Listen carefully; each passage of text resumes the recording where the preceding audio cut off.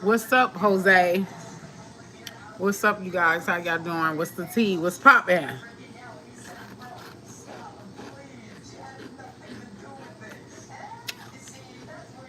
I don't know how well you can see me, but I'm eating nice. Oh, thank you. It's my work uniform. I'm eating nice, and I'm about to make this African peanut soup, okay? I don't know how many quarts of water I need for this shit. I don't think I have enough people in here for a moderator, Jose.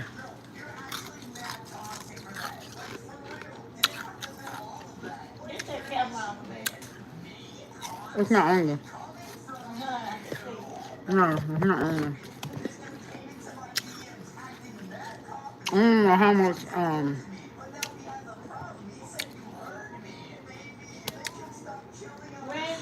yeah, water I need, because see, look, this is the newest seasoning. You see that, Jose? This is where I've never seasoned with these like that. Jose, I've never seen you, love. I've never seen you.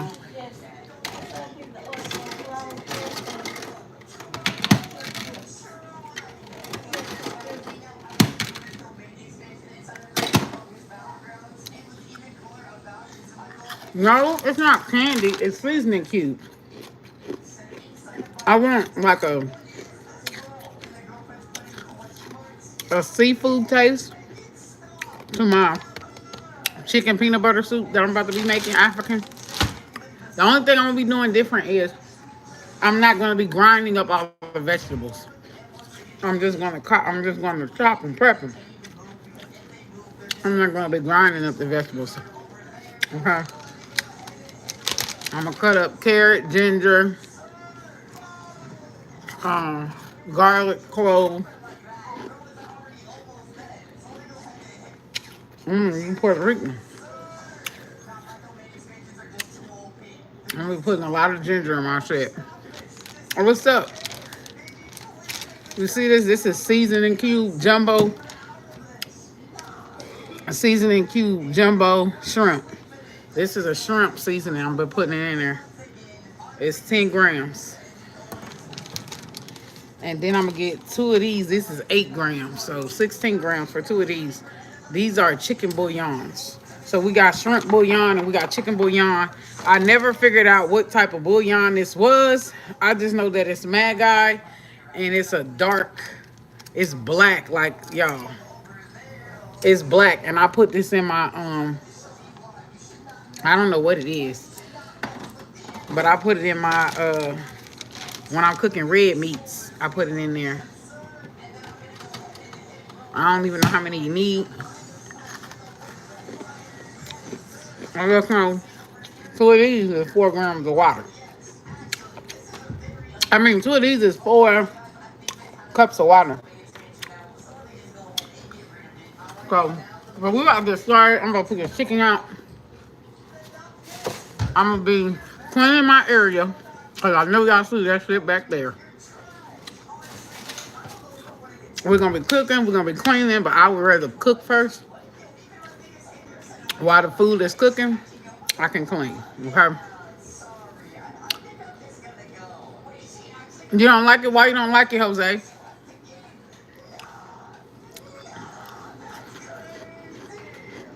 I don't like it.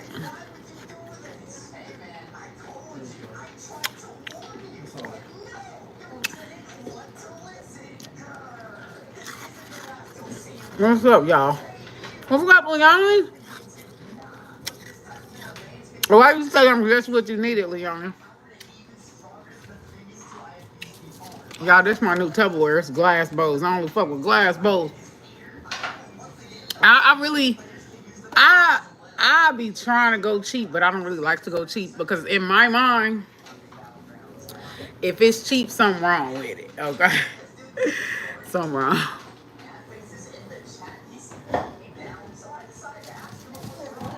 But yeah, see, I got these off of Amazon.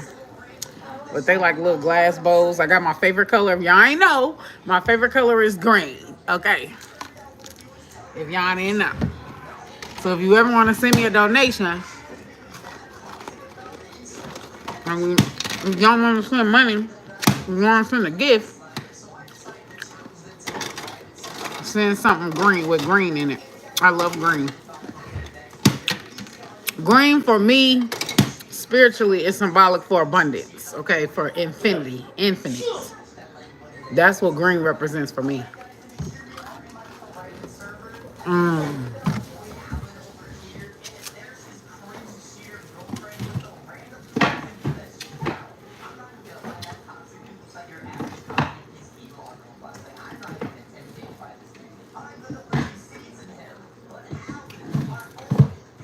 I'm sorry, y'all. I'm still here. I'm just putting this stuff up neatly in the cabinet so I can get the setup done for cooking.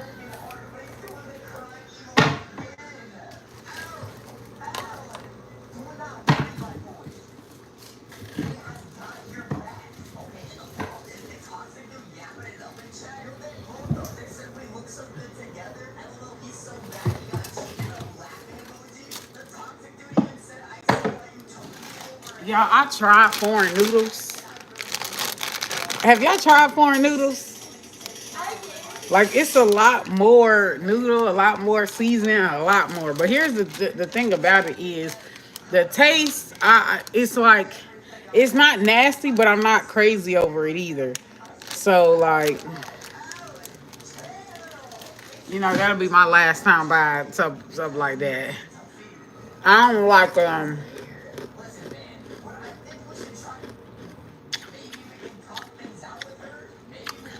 I don't know.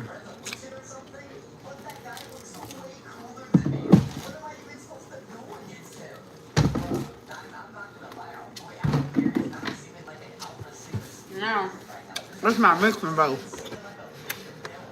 I'm gonna put all the chicken in here. I would season it, but I don't know. Like, I'm gonna put the vegetables I chop up. I'm gonna put them in here. I gotta clean this out though.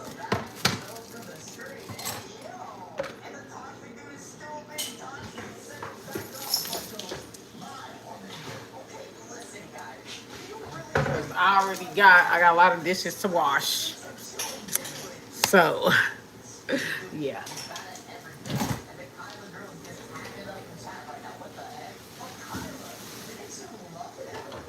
I don't know. I kind of like left it in the refrigerator, but the carrots don't look. I ain't carrying it because, like, what is this? Like, why does it look like that? I'm throwing that part away. Yeah. I'm gonna start with the carrots. Damn, the carrots is kind of soft. What's up with that? What's that brown shit? Y'all see that? What the hell is that? Yes, my hair is orange. Thank you, Sniper. I'm from Indiana. I'm going back to Indiana. Like, what the fuck? Y'all, this carrot is, like, surprisingly soft, but that shit about to dissolve anyways. How? It don't smell bad. It just look weird. Maybe that's moisture for why it's soft like that. But I'm taking some of this off. Because, like, that shit look like, oh, like, motherfucker need to be somewhere goddamn elderly home. That shit look old. Break and die. And then here's my garlic. So I'm gonna be using carrots and garlic. Like I said, I'm gonna be using half of a onion, and the other half is gonna be a purple onion. Yep, and I got 2 garlic cloves because I'll be using a lot of garlic. And this is a ginger. Believe it or not, I'm gonna be using this whole fucking ginger.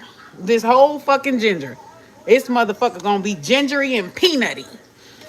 The shit that I'm allergic to that I'm not supposed to have is habanero peppers. Motherfucker about to be itching like a motherfucker. Itching. Itching, itching, itching. And then we got this like little carrot. Kind of look like it's breaking down. Yeah, I have like, I have, what's up, Marilyn?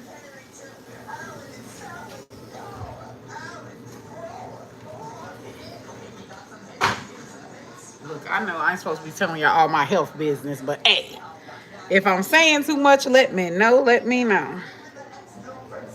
So, yeah, I'm always going to start off with the carrots.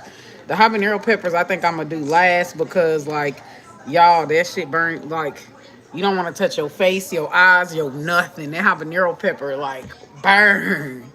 You from Brazil? That's cool.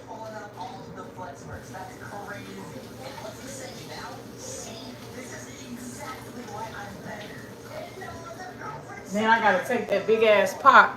I'm gonna take that big ass pot and I'm gonna see like how much seasoning packs I need because 16 grams for 4 cups of water.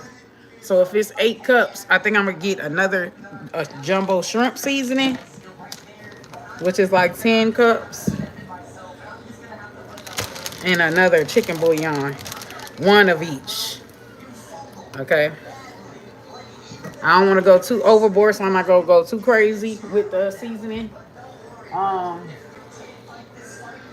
am gonna take this turmeric. I'm gonna use that turmeric, the black pepper. I don't want to go too crazy on the seasoning, like. And my oh so famous Old Bay. Okay, and then like seasoning, salt and pepper. I don't want to do too much. A little bit of nutmeg, like you can't. I don't know why, y'all. I put a douse of nutmeg in everything. I don't know why.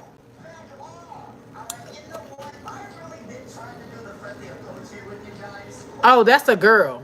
I know, Eric. Did you read the title, Eric? I said clean up time, cooking, and I gotta wash dishes. But I'm mostly gonna clean my area. So yeah, it's a little messy. Eric, it's a little messy. Don't worry though, it's gonna be clean. So I'm gonna take these carrots and I'm gonna cut them up and I'm gonna put them in my big bowl.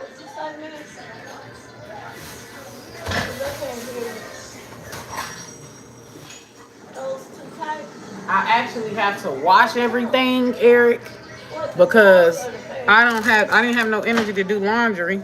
I mean, I didn't have no energy to fold the clothes after I finished laundry, so my son laid all on them and put them everywhere. And then I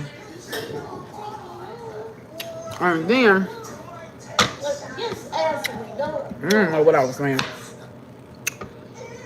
It messed up my clothes, so now I gotta rewash them. Rewash clothes. I didn't even dirty. Didn't get to dirty. But yeah, these carrots, they're gonna be mush when they, cause see, I'm gonna be cooking everything that I showed y'all.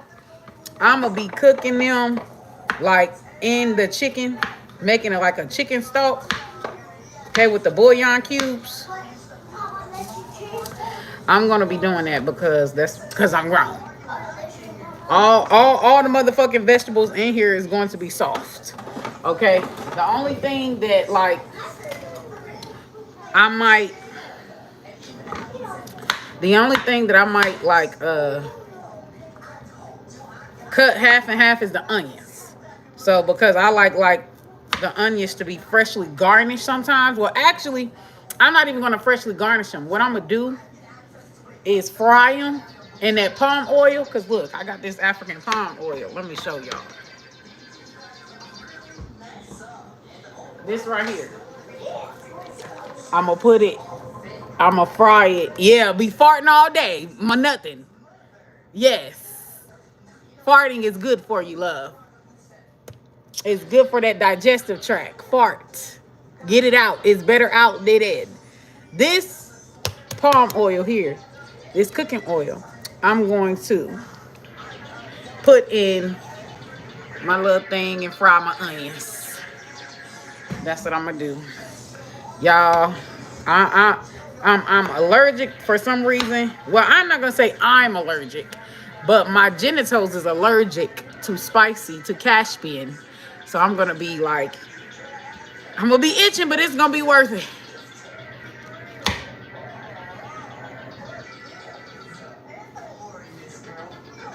Oh, Camille, I'm not talking about no celebrity.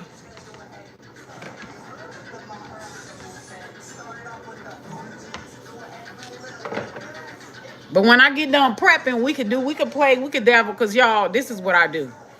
So, like, I'll be doing stuff in the house. Like, I'll be doing my little domestic duties sometimes. And, like, I'll be, like, reading tarot cards on different stuff in the meantime while I'm doing it. Kind of like, it's my little source of entertainment, my little source of break time. It's my break to get me through the day, to get me through labor I don't want to do, okay? But yeah, when I start up this chicken, if y'all want to you know, do a random reading on a celebrity that you're curious about, we could do that on live while the chicken is cooking, because I'm gonna put that chicken on medium high, let it cook for an hour, take the chicken out, put it in the mixing bowl, okay, season it. I'm gonna put like a tablespoon of everything in there. I need some seasoning salt too. The only thing I ain't gonna put a tablespoon of is like salt and cause like the bouillon, I don't know if y'all ever like tasted bouillon without putting water in it. Y'all, that shit burnt my tongue. It has so much salt in it. That bouillon got a lot of fucking salt. If you have high blood pressure, I would advise you to little at a time when you cooking with them bouillon cubes. The bouillon cubes and bouillon itself in a jar like this. Y'all, this is my favorite though. Like, I'm not even gonna hold you. This is my favorite. This make everything taste good. Better than bouillon. This shit, y'all, premium. 38 servings. Y'all.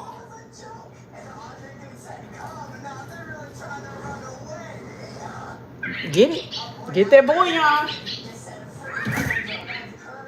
Okay, you make like chicken stock and stuff like that.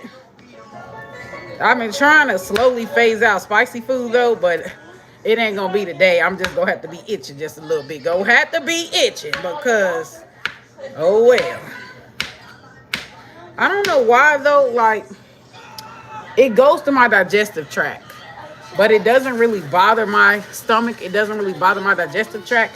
What it is when it comes out, it ignites an allergic reaction on my genitals and on my anal. It hurts so bad. It itch and it hurt.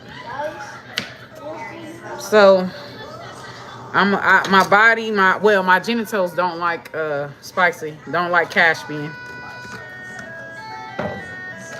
It sucks because I'm addicted to spicy. It didn't used to always be like that though. I get all carrots and shit up later. Bouillon, bouillon makes the dish. I don't know, it makes the dish. Especially if you're a person where you don't really like eat like a lot of meat and stuff like that. And you want that meat flavor.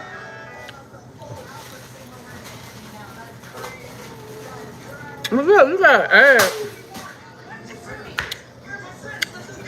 gotta add seasoning to it. Damn, why the fuck is it doing that? I done lost 2 carrots, 3 carrots. I'm motherfucking hot. I'm mad. I don't play about my food. This shit costs too much to be just like flying all on the floor and I can't use it. And I gotta wear gloves when I get done with this shit. Because I gotta cut the habanero peppers. Matter of fact, habanero peppers is gonna be last because I'm about to cut the whole bag. The whole bag, put it in the freezer and freeze it off because habanero peppers spoil really fast. I don't know why.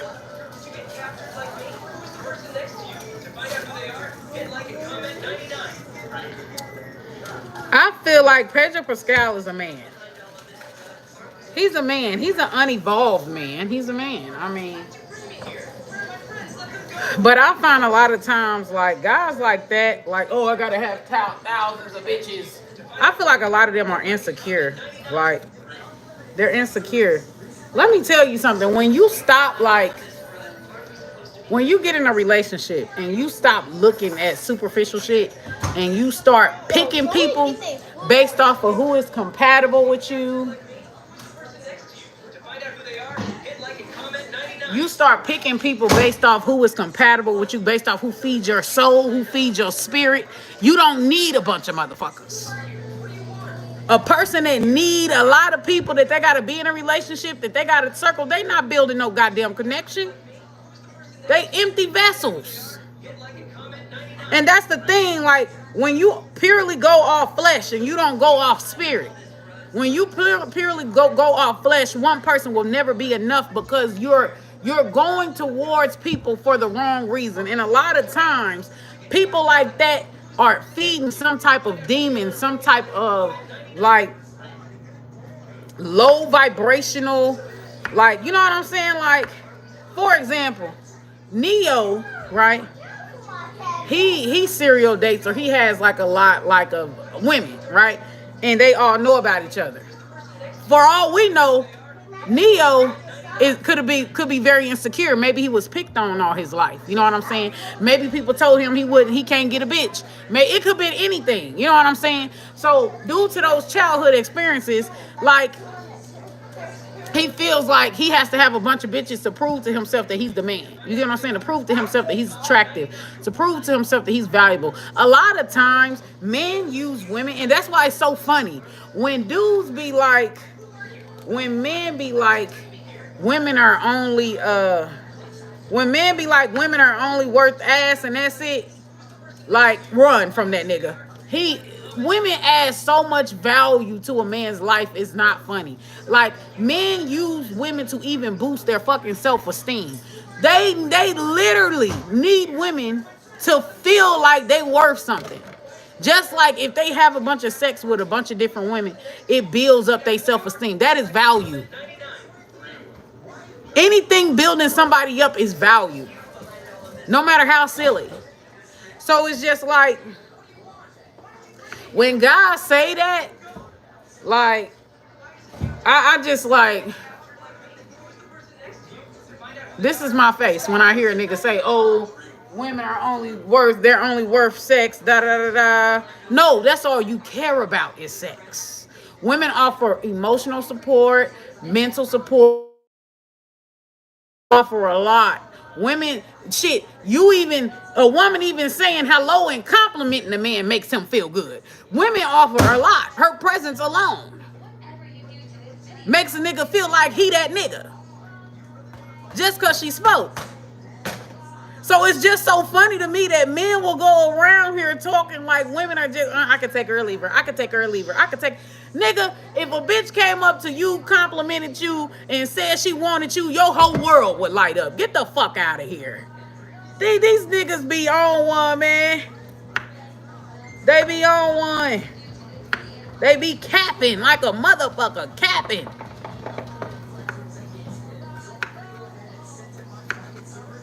They be on some, I'ma reject you before you reject me.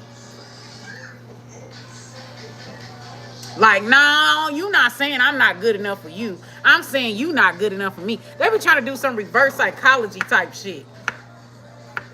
If we were to draw up all the benefits a woman bring to a man's life, versus all the benefits that a man bring to a woman life, if any, because men pride themselves off of being useless. Men don't like to give.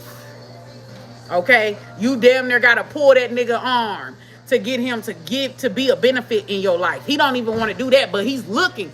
Most men are coming to you, they looking to get what you how can you benefit me?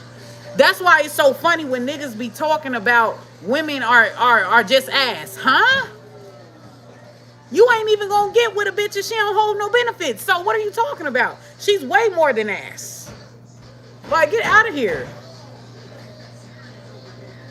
That shit be like crazy. But I guarantee you, if we were to do a draw board on how a man is benefiting a woman's life versus how a woman is benefiting a man's life, I guarantee you women would win by a landslide. Women hold more benefit in a man's life than a man hold in hers. In fact, the man might actually drag down the quality of life for the woman. It is a needle in a haystack finding a man who actually brings up your quality in life. It is a needle in a haystack. It is rare. And a lot of people like to hold on to that the rare situations and make it fit for everybody. No, we're not finna do that. We're not finna do that. You could look at Russell Wilson all day, but the overwhelming majority of men ain't no motherfucking Russell Wilson. And that's what a lot of girls do. They be holding on to these exceptions to the rule. Like, they be holding on to these outliers. Oh, man, bitch, stop. Stop it. Stop it. Every time I hear that motherfucking "oh man," I shut down. Bitch, go. Just every time. Cause it's mighty funny when it's something negative. It's always not "oh man," but if I were to be sitting here saying shit positive that overwhelming majority of men don't actually fit, women will be quiet. Remy was eating a carrot that was off the ground. We can't go away.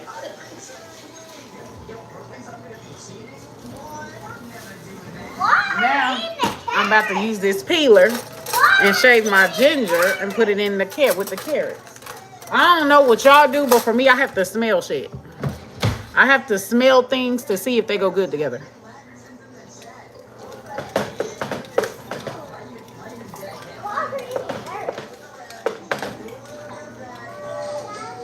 But yeah, y'all about to take a walk. We about to clean together because, you know, I like to record. I like to create content. It's fun to me.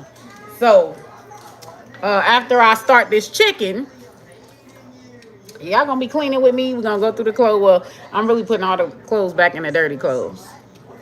And yeah, because tonight I gotta call my mechanic to get my car fixed. I'm probably not going to be able to get fixed till next week. Ain't no such thing as no 50-50. If a man cannot birth a child, it is not 50-50. If he ain't pushing out a baby, his health ain't at risk, his body ain't being ruined, there's no, if 50-50 can only exist if you're gay. If a bitch is with a bitch or a man is with a man, that is the only way that'll be a perfectly 50-50. But 50-50, the woman is always doing more. It ain't no such thing as no goddamn 50-50. You talk about heterosexual relationships, it is no such thing. The man can't birth a child. The woman will always end up doing more. I guaranteed. Guaranteed the woman is always ended up doing more. Do not be listening to none of these motherfuckers out here trying to sell you a dream on social media because they want to look a certain way, because they want to sell an image. They don't want to tell you the truth. The bitch is always doing more. The woman is always doing more. Ain't no such thing as no 50-50. If you hear a nigga say 50-50, you better go the other way.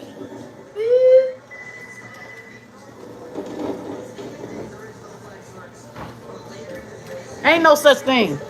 Ain't no such thing as no 50. Men can't breastfeed. The man can't breastfeed. The man is not going to be affected. He can't carry a child, so his money and shit is not going to be affected because a baby is growing inside of him. The woman just always does more. Now, then too, women carry more of the emotional labor. Most men are emotionally stunted. Well, they play emotionally stunted because when it comes time for them to manipulate your ass, they understand emotions very well. Okay. Hold on. Who did that? I did. Where was it? Where was it? Wait, how did you even control it? I was supposed to be going on a date. Because I'm on my thing. I'm supposed to be going on a date. I said, are you going to take me out on a date, y'all? I got to do it with semantics because, bitch, I'm not paying. I don't pay for dates. I don't pay for dates. If I got to pay for a date, that's the last time we talk. I'm going to dub you as not interested in me. Stop talking or just call her talking now. Yeah, because I'm going to lie.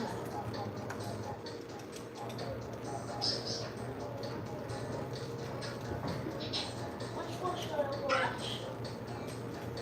Should I watch Slow to Mingle? I shaved it. Now it's time to cut it.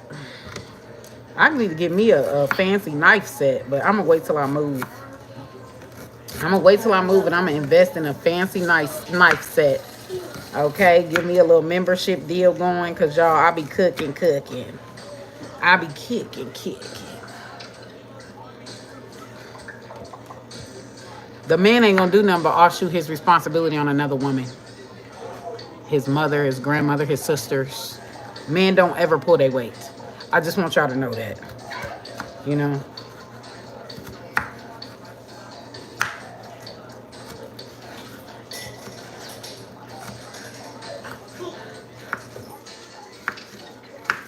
I'm only saving half the onion.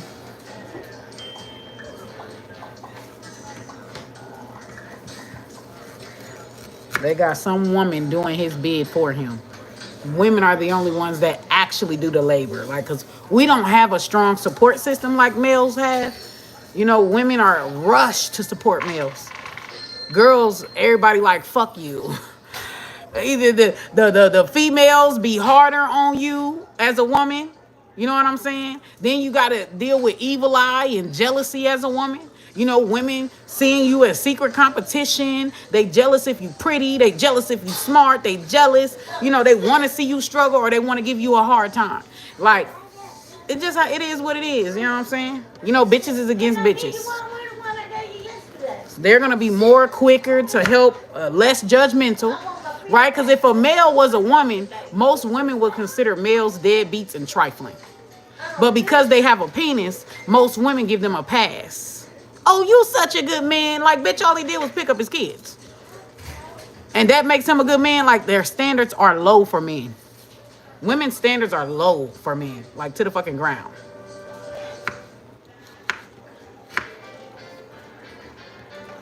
That's why I be laughing because, like, when I be telling people, like, I'm not like the average woman, I size men up. I'm the judge of whether he's good enough to be in my life. He's got to prove to me he's husband material. I'm not proving to you. I'm a woman, baby.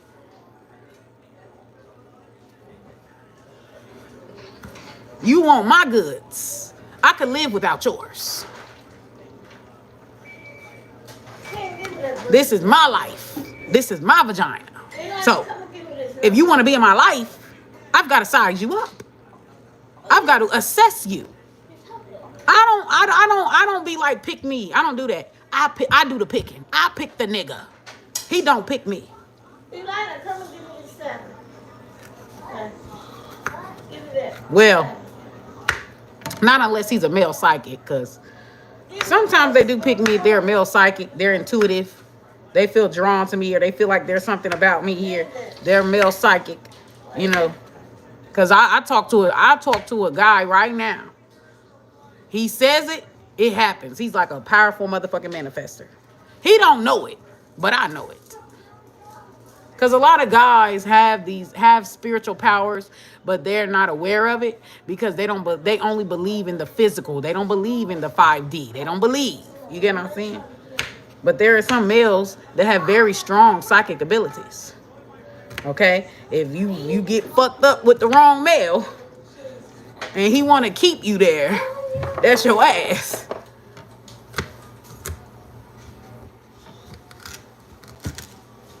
That's your ass. Nobody ever talks about how males trap women. Males trap women all day. Even if y'all not together, you could just had one conversation with a nigga. He want to trap you. Swear to God. I don't know what that's about.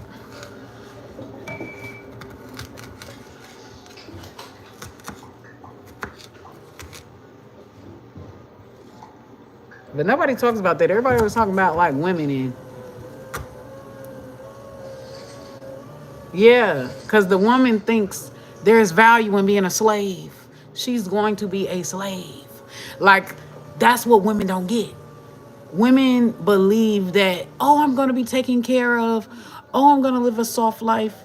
Oh, I'm going to do this. Oh, I'm going to be glitz and glam. That's what they think of when they think of a wife. Oh, they think it's the sign of an ultimate love. But nobody cheats more on you and plays the field more than somebody's husband. Y'all know who be in my face the most? Another bitch man. I'll be lucky if I even attract a single man. Swear to God.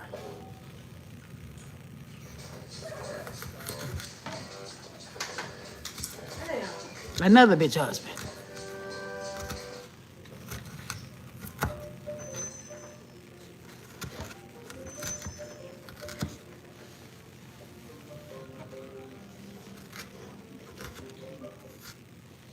And these girls, let them tell her, he's a good man because he put a ring on my finger. Standards low as fuck. But when you're not looking, Savannah, he's fucking other bitches. So some of these niggas will pay you. Will pay you. These are somebody's husbands. Paying escorts. To have fun time. Like it's a motherfucking amusement park. That's somebody's husband, somebody's daddy. It's plenty of men like that. The overwhelming majority. Okay? And women up there living in la la land. Oh, he put a ring on my finger, so I don't have to worry about any of that. They think it's the ultimate commitment. No, bitch, it's the ultimate commitment for you, not for him.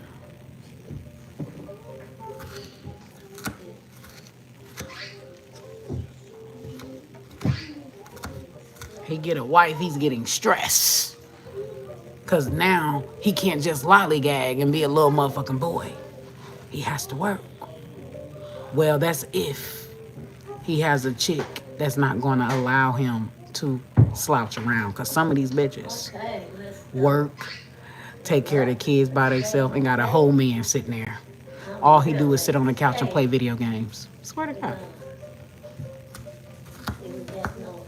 If we get into the reality of shit, a lot of women would not care about marriage. If they were told the truth, they would not care about marriage or having kids. They're in love with the fantasy of it, not the reality of it.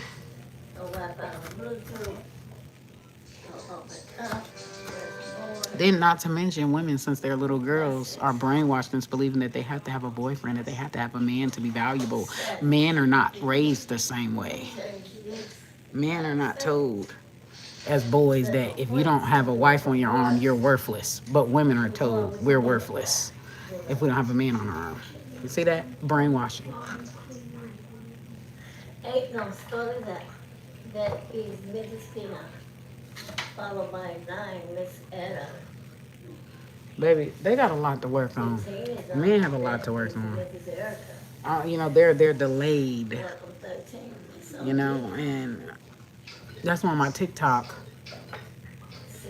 I was telling a girl that, like, you know, males, there's a big misunderstanding between men and women because men and women don't process things the same. Men and women don't have the same intention. Okay, an example of this is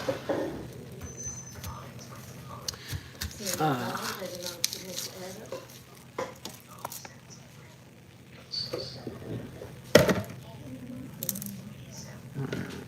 one's big.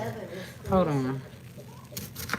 Like, for example, a man could think that you're the one, right? He doesn't really know that you're the one. He's thinking with his lust, which is why I'd say that women need to be the brains. You need to be the brains. The man can't think when his little head is activated. He think it's love. He goes completely brain dead.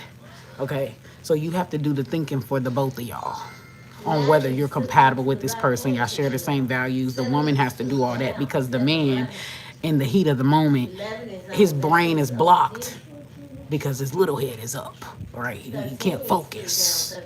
Okay? So the man may feel like it's love, right? He may feel like it's love.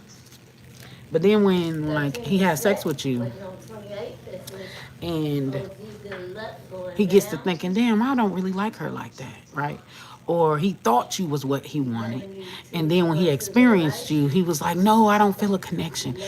They can't say that. Men don't understand. They don't understand that. So they're not self-aware. So a woman is going to perceive him playing with her emotions, but he's not really playing with your emotions. He thought that you was something because of his little head was talking.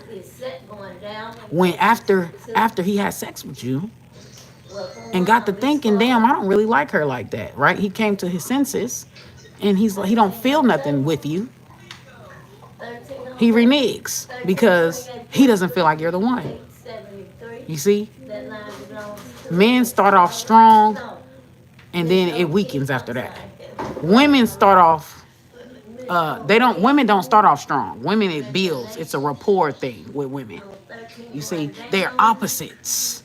So there's a big misunderstanding because the woman's intention and perceptions is totally different from the male's. Thank y'all for playing. See you in the next slide. Like, from a woman's perspective, it was just for, like, you just kind of have to see men, like, try not to, like, I know I do a lot of judging, but, like, try not to do so much judging. Now, some guys are a dick. They just a dick, and they're narcissistic, and they do use you just for pleasure. He's likely narcissistic. He's likely narcissistic if he does that. That's not human, okay? That's not naturally. If you build rapport with somebody and then you have sex, even if it's a male, and then you have sex with them, naturally your feelings going to intensify. So if a male can sit up here and build rapport with you and then have sex with you and never catch feelings, he's a narcissist. I'm not talking about those, okay? I'm not talking about those. They're a different breed. I'm talking about the males where they think, okay? They little head take over their big head. They think they're in love with you. They think, and it could come across as love bombing, but they did actually feel those emotions in that moment. The thing is that the men will start to get, y'all gotta understand the biology of men, okay? And what is going on in their bodies. And what's going on in their bodies is totally different from what goes on in woman's body. Okay? It's totally different. So just because something can appear one way don't mean that's what it is. He probably did have those feelings for you in that moment. But if you know that you never gave a man sex and you know that you never gave him sex yet, okay? And you know he's highly sexually attracted to you, don't trust anything coming out that man's mouth. Are you done, Grandma? Nothing. Okay? You want me to turn it up? Because he's feeling those things in the moment. But that's a rush. That's a sexual rush. A man is basically a woman ovulating. Y'all know how women get their horniest when they're in ovulation, like they're a dog in heat. A man is that way 24/7. He is like a woman in ovulation for the rest of her life. She ain't never coming out of ovulation.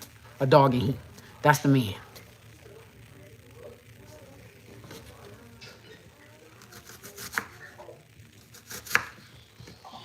Okay? They need sex like they need oxygen. Swear to God. A lot of women don't understand that because they don't need sex. A lot of women like connection, like building emotional bonds and shit like that. Men, it's about sex. It's about that. They need sex like it's oxygen. And a lot of women don't understand that.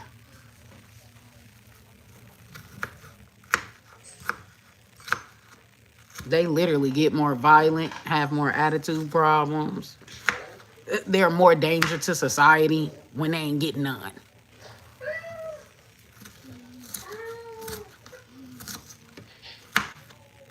Like, it just fucks up their whole equilibrium if they ain't getting sex.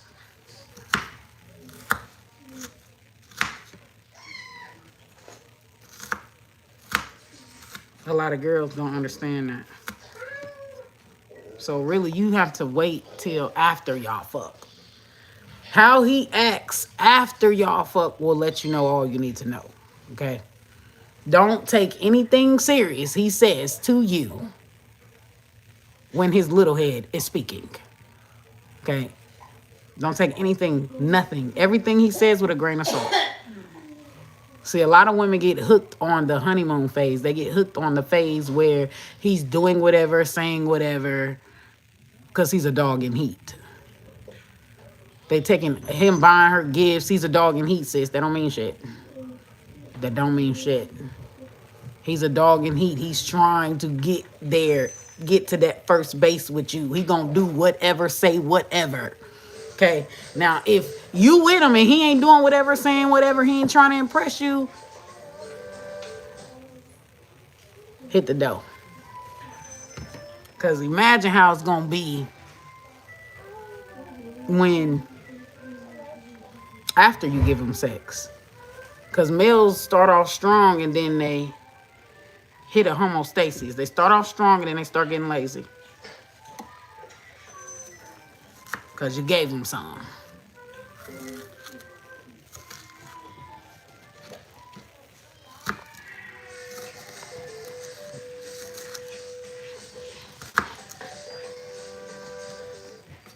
Very simple ass creatures. Men are. Very low maintenance. Men are very low maintenance. If you a woman and you think that you gotta have degrees and all that shit, girl, he's not a bitch. He's a man. No, you don't. They are low maintenance as fuck. Low maintenance as fuck.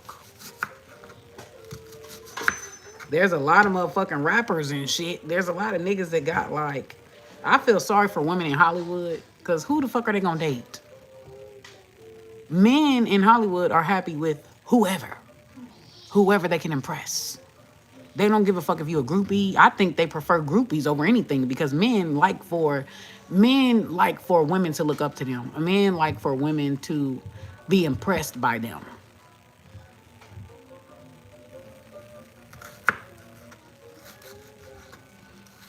You know, it builds some type of excitement. It builds some type of, they like for women to be impressed, the ooh and ah. So them Hollywood niggas probably love groupies the most.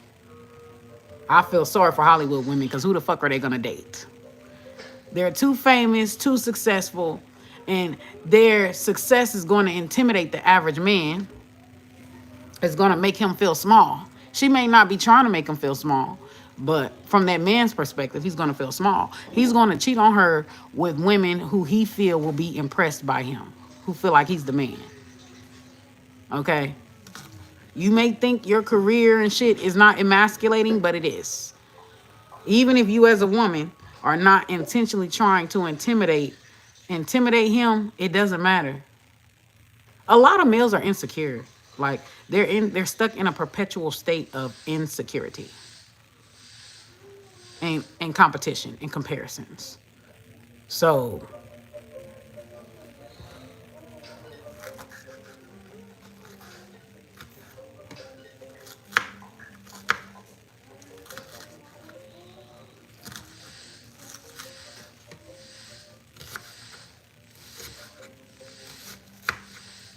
a lot of these niggas ain't what you think they are. They're not what you think they are.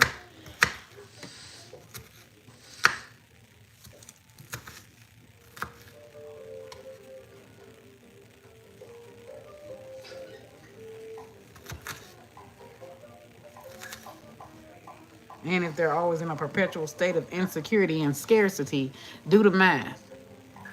Anything that they do from having kids to marrying you is all about trapping your ass or setting you back. Or being a monitoring spirit. Even the most healthiest of males. Well, Russell Wilson, don't fall for that.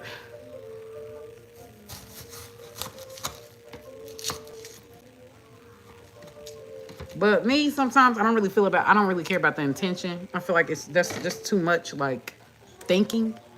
If I have a desire, if I'm getting my desires met, that's all I care about. I don't give a fuck about, oh, I'm gonna give you 5 kids to trap you. I don't care about that. I wanted 5 kids, goddamn it. And they're well taken care of. He's taking care of us all. So I don't give a fuck that he gave me 5 kids to trap me. But some women care. You know what I'm saying? Some women care. You know, they want it to be about love and prosperity and all that shit.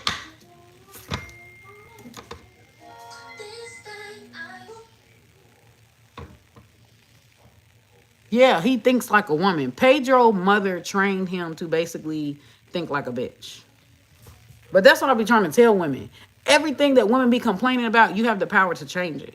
You have the power to mold your sons into something better. So a lot of the shit that women complain about, they started. You're raising them.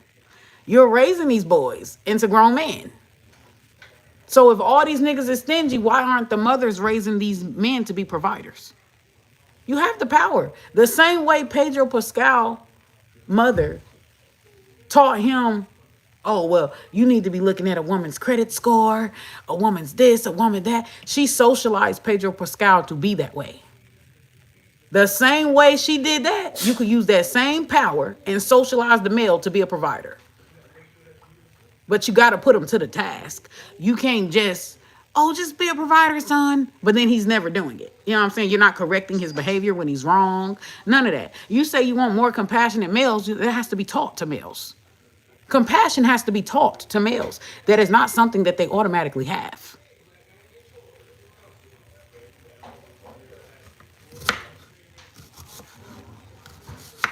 You have to teach your sons those things. You have to teach your sons how to change diapers. You have to teach your sons how to show compassion towards others.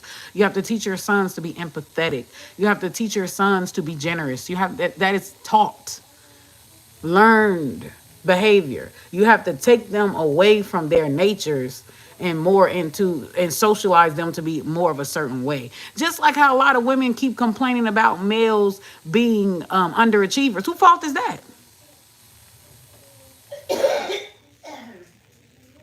If the overwhelming majority of males are underachievers, whose fault is that? Their mothers. Why ain't they mothers making high ass standards for their sons? Remember when I told y'all the bar is to the floor for men? So if the bar is to the floor for men, why the fuck would you expect them to be excelling when you're setting them up to fail by giving them a pat on the back for the bare minimum? Like, think about it. The same way you raise your hard on your girls, be hard on your boys. And I guarantee you the boys are going to be just as successful as the women. It's how you're raising them. If you just let a boy be a boy and you don't never correct his behavior, you don't never try to monitor, like when he starts developing, his sex hormones and shit, you don't try to deter him from whole activities. Like, what you think he gonna be? You're setting him up to fail. Nature versus nurture. Hey, Elena, my pen fell. Can you get it, please? You gotta be on them, and sometimes that shit ain't pretty either. Cause I know some women be like, oh, you gotta soft parent. Fuck all that. Fuck all that. Fuck all that. Go ahead and try to soft parent your sons. Look, tell me how they work out for you. Go ahead. The military don't even soft parent them dudes. You got to be a drill sergeant on men, on boys. That soft parenting shit don't work. Go ahead and try it and watch he walk over. Watch he walk over your ass. Just watch. You're going to see the male come out of his ass real quick. Just watch. It's the same way when you're in a relationship, when people be asking, well, why do women who are bitches get treated better? Men treat them better. Because you got to be a drill sergeant when you're dealing with dudes. Of course, you got to reel them in with, oh, yeah, I'm feminine, dainty, da-da-da-da-da. You got to reel them in with that. But in order to get exactly what you want, you gotta be a bit of a bitch. Don't be too much of a bitch, but you gotta be a bit of a bitch. Okay. Because I'm going ahead with that soft parenting. Let's see. Tell me how that worked for you. Tell me. Tom, could you please? You can sit till you blue in the face and tell a man why he don't need to do a certain behavior. He is not going to care. All he cares about is that it gets him a desired outcome. This is boys and grown men. Boys and grown men. Y'all have got to study. Y'all have got to study. Stop listening to society. If you have sons, study males.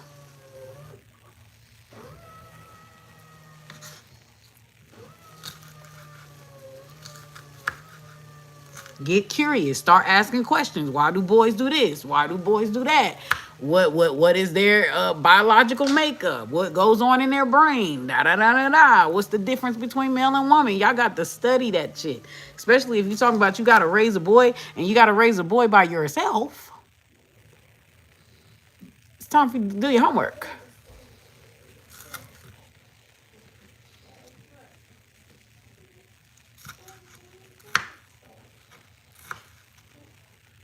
Yeah, that man full of shit.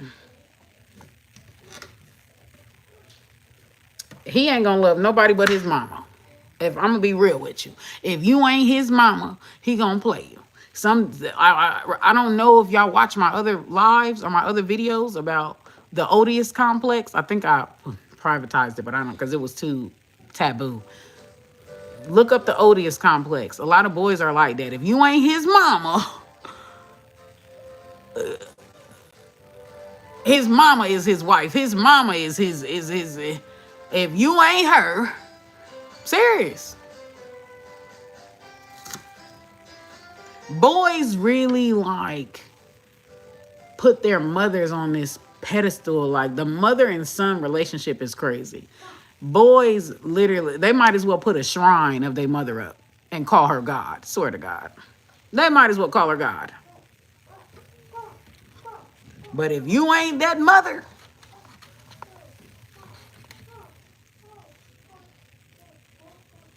you ain't getting the best treatment out that bed. His mama is getting the best treatment out of him. A lot of boys have a odious complex where they think their mother is their woman. They want true love. Swear to God, go look it up if you don't believe me. Go study psychology. Go look it up.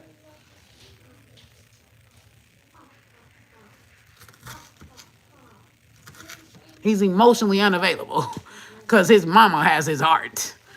Go look it up. Y'all think I'm lying?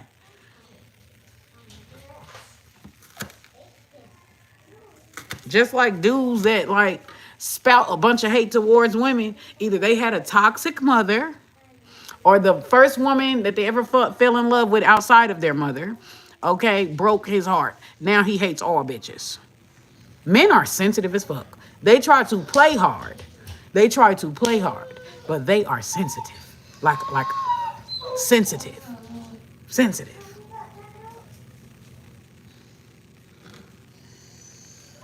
Put my purple onion there. I ain't never seen nobody mix yellow onion and purple onion.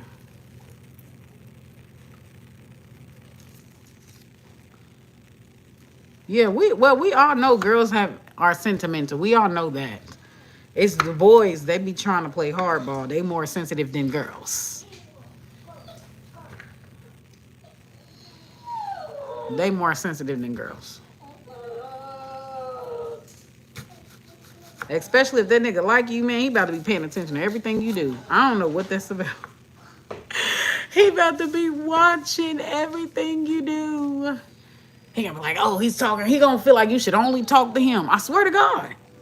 He act basically like your sons. How sons act about their mother, that's how that male is gonna act about you that really like you. You can't even talk to another nigga, he think you cheating.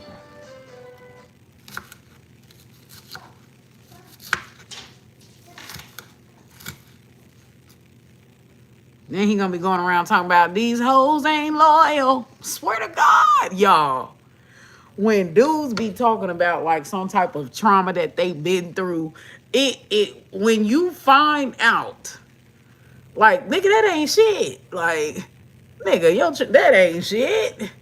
Dudes literally get trauma off of the minusculest of shit. Oh, she talked to another dude. These bitches ain't shit. She ain't your girl. She don't even know you like her like that. Like, that's males.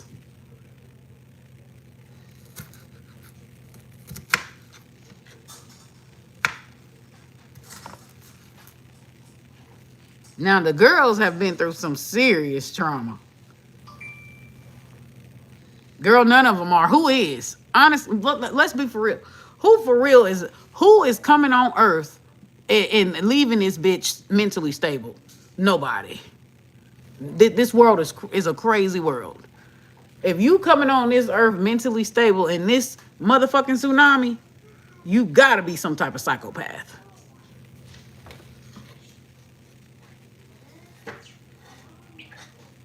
Either you a psychopath or you got lucky and you was raised in a good community, good family, but ain't nobody going through this life unscathed. Ain't nobody going through this life mentally stable. You gonna come in this world mentally stable and leave this bitch mentally unstable. Swear to God. Unless you got lucky.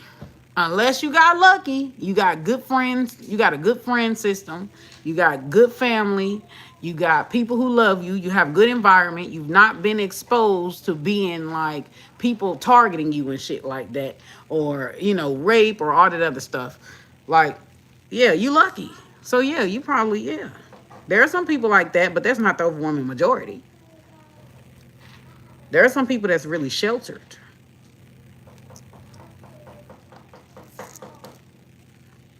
I remember I was having a debate with my coworker the other day, and he was like only babies and pets have unconditional love, and I told him, bruh, that's not true, bruh. The child, when you think about a baby, if you birth that baby, because a lot of people think that, you know, biology or DNA is an automatic bonding, and it's not. Because you can birth a child and not have anything in common with your child. You and your child will beef. Literally will beef because y'all are two different personalities. Somebody having your DNA running through their veins is not an automatic bonding. It depends on compatibility, for real. And I hate this because women can't even like admit this shit. I don't like my child. They can't admit that because people will judge them and call them a bad mom, or people will say, oh, you're abusive, da da da da. But in reality, you're not gonna like all your fucking kids. In reality, some of your kids you're gonna be more compatible with than others. That's just the way of life. And the thing that I hate when people try to do this false positivity bullshit. Oh, I like all my kids equally. Oh, da da da da da. Cut the shit. Cut it. That is delusional.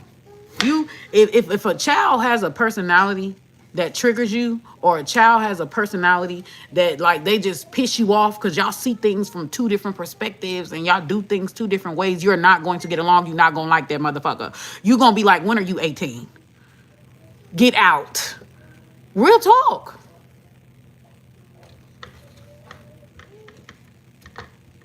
There's just some kids you're not compatible. Some of your kids you're not compatible with. Just because they came out of your motherfucking womb don't mean, oh, it's all love and peaches and cream.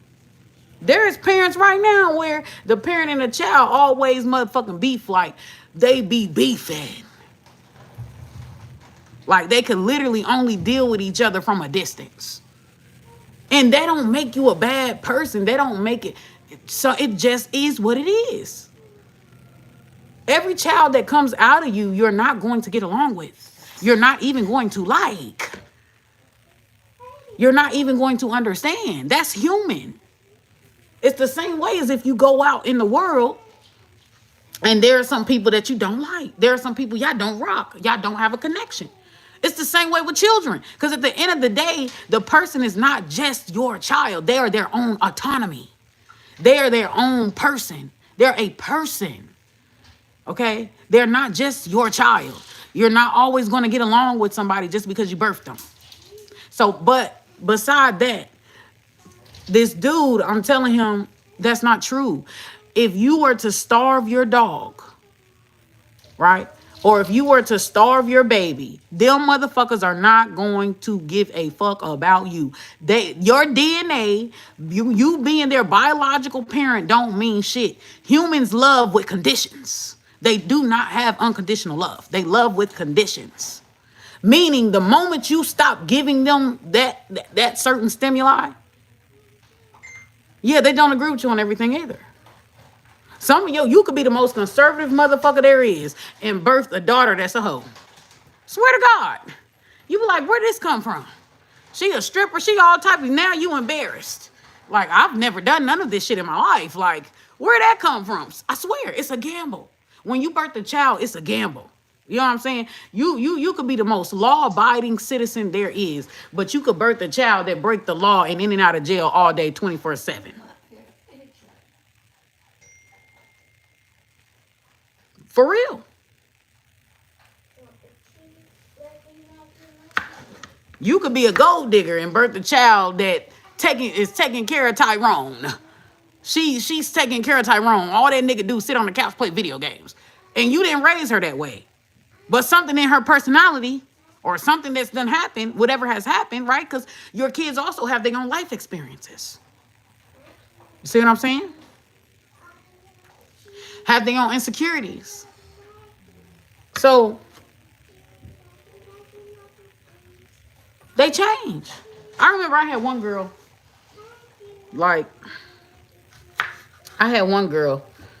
her son was a goody two shoes, right? Her son was a goody two shoes. And when he went to high school, he changed. She said that this man changed.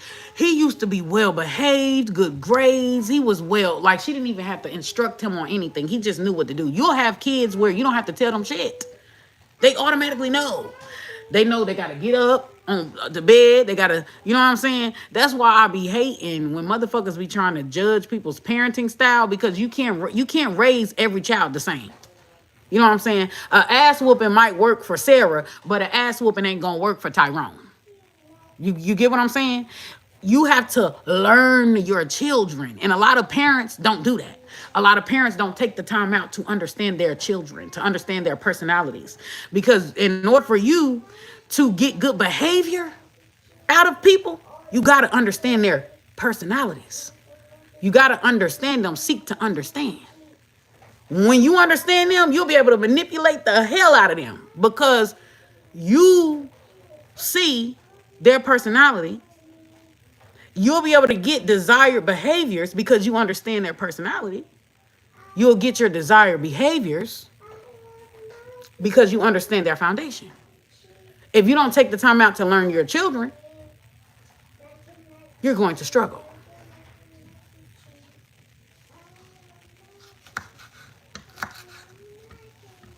Same is true with the parent.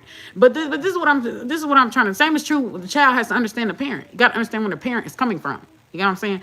A lot of people don't take the time out to understand people, to understand what they're coming from, where they're coming from, to understand their backgrounds, their insecurities, you know what I'm saying? It's just like, I put you on this pedestal. I expect you to be this way. So you got to be this way. They don't work like that. Life don't work like that. It don't work like that.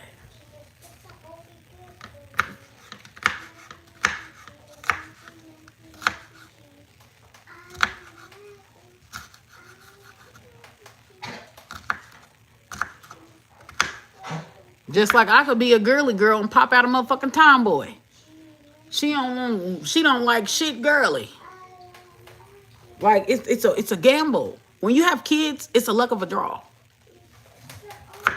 They might have personality of your great grandfather. You know what I'm saying? Your daughter might have a personality of your great grandfather.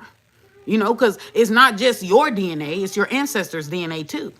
You could act like, you may not act like nobody in your immediate family, but you might act like somebody that your great grandmother, or you might act, you get what I'm saying? Or you might act like an auntie or something like that. Like, y'all, the shit go deep.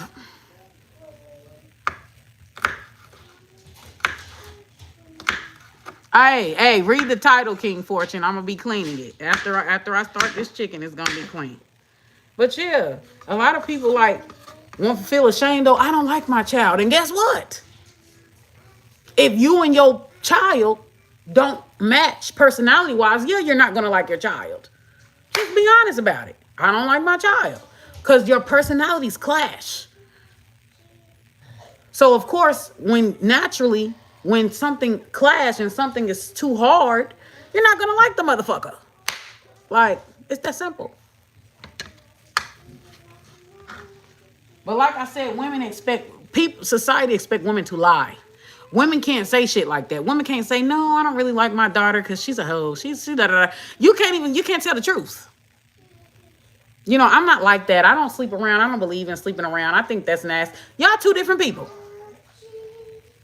They want women to lie. I remember I seen this one sitcom, and this child, y'all, she was so disrespectful, so ungrateful, so like, baby, I'd kick that bitch out myself. Matter of fact, we'd be fighting. Fuck that. The girl was so disrespectful. Like, and the judge tried to blame the mother. Like, why would you tell the daughter she acts like her dad? Because the bitch probably does.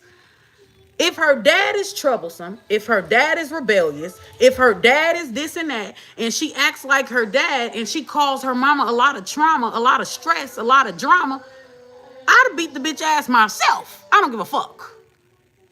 Wait until you're 18. That girl was disrespectful, and her mother still helped her with her child. Like, she lives with her mom, and her mom helped her with her child and everything. Thank you, King Fortune. But yeah, don't mind my home. I gotta clean it. Read the title, y'all. The title literally says cook, clean, and something else. Like, yeah, some of your children will betray you. Y'all. We talking real life shit here. Not no popcorn unicorn shit. Some of your children will steal from you, betray you, off you. Y'all, they not just your child. They're their own autonomy. They're their own people. Like, if your child break a boundary or get super disrespectful, you as a mom has a right to not like that motherfucker. You as a mom has a right to cut them off. You don't have to deal with them just because they're a goddamn kid. That's another lie society tells you. If you wouldn't take disrespect off the street from a stranger, why would you take it from a child? If that child is ungrateful, unruly, and disrespectful, you guess what? When they get 18, you are not legally obligated to do a motherfucking thing for them. But that lady on that court show, she's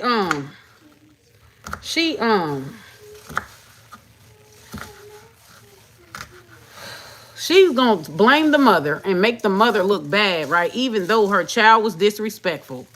Her child never listened to her. Her child was ripping and running the street. This girl was a single mother. But that's why I be telling girls too to be careful who you lay with. If you lay with a man that has an unruly personality, he's very rebellious, he doesn't listen, he could be narcissistic. If you lay with a man like that and have a baby by him, there's a possibility your son or your daughter is going to act just like his ass. I swear to God. Swear to God. So if you ain't like that nigga then, thank you, King Fortune. You shouldn't be having no baby with him. If you see unfavorable traits in that dude, you shouldn't be having no babies with him. If he has, like, for example, addiction problems, you know what I'm saying? If you don't like that in him, and you don't want the possibility of your kids having addictive personalities, you wouldn't have a baby with him. This is why it's so important for motherfuckers to just stop jumping in the bedroom. Now, if you do jump in the bedroom, because I know, motherfuckers got needs, condom. But like, yeah. Just like if you had a dude that was like, if you had a man, if you had a boyfriend or a baby daddy that was a serial hoe, there's a chance that some of your kids that you have with him can be a hoe, will end up a hoe, woman or a man. Bro, shut up. And we ain't even gonna get started on karma, because sometimes the kids have to suffer She gets on my nerves. the consequences or deal with karma from their parents, from what their parents were doing. An example of that is like, I don't know. Let's say your mama loved to, fuck around with married men. She's always taking somebody's nigga. She's always breaking up a happy home, right? You might receive karma where all you attract is taking men, or every man that you get with cheats on you, right? It's like you can't get around it. Kids have to suffer karmic consequences sometimes for what their parents has done.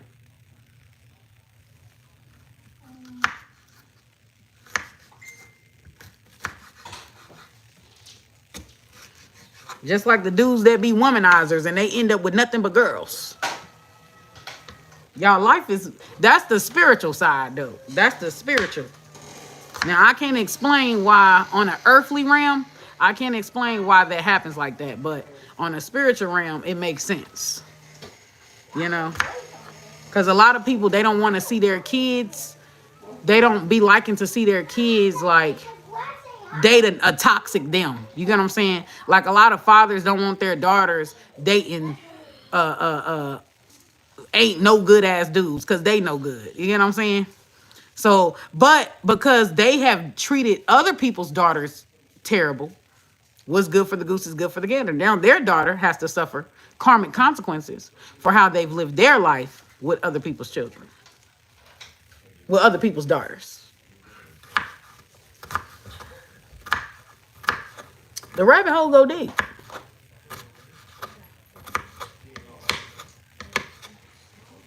Goes deep. I got these green peppers. Let me show y'all what I got so far. I got the carrot, the onion, the green pepper. This is all going in with the chicken stock.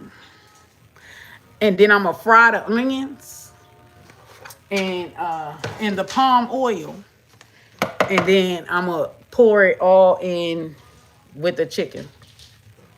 Okay? I mean, I'm gonna take the chicken out after it cooked for an hour. Then I'm gonna pour all the fried onions in the I gotta pee. I'll be back. Oh, What happened?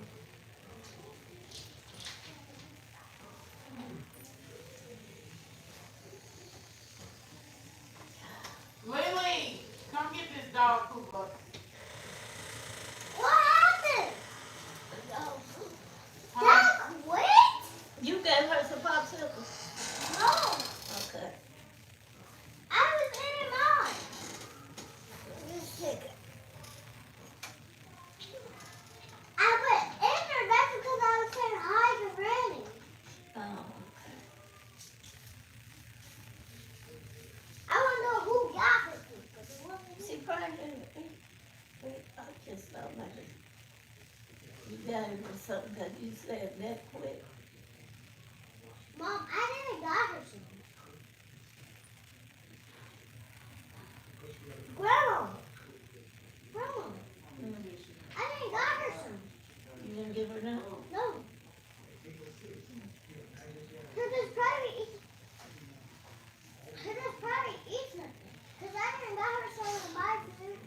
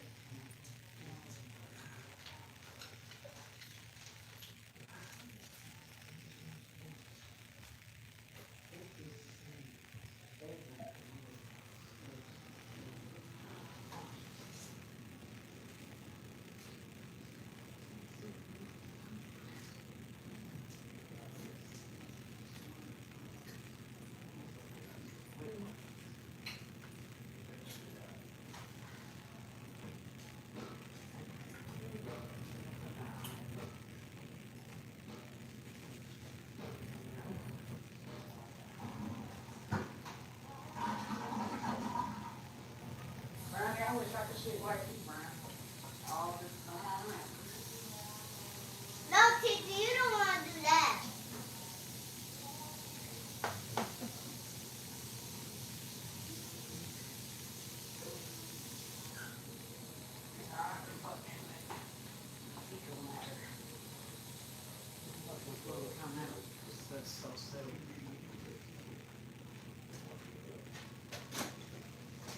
What's up? Nothing.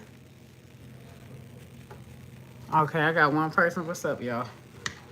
Y'all, I can go on and on about this shit. This is the fake ass shit though. Society be on. I can go on and on. But yeah, that motherfucking man talking about children and pets unconditional love. That shit was a lie. Nigga, you're a lie.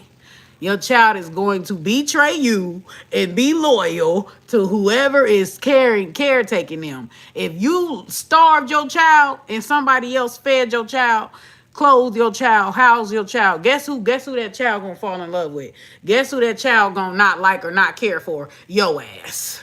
Another example of that is the mother versus the father. The mother is more active in her children's life. So guess who the kids care more about? The mother.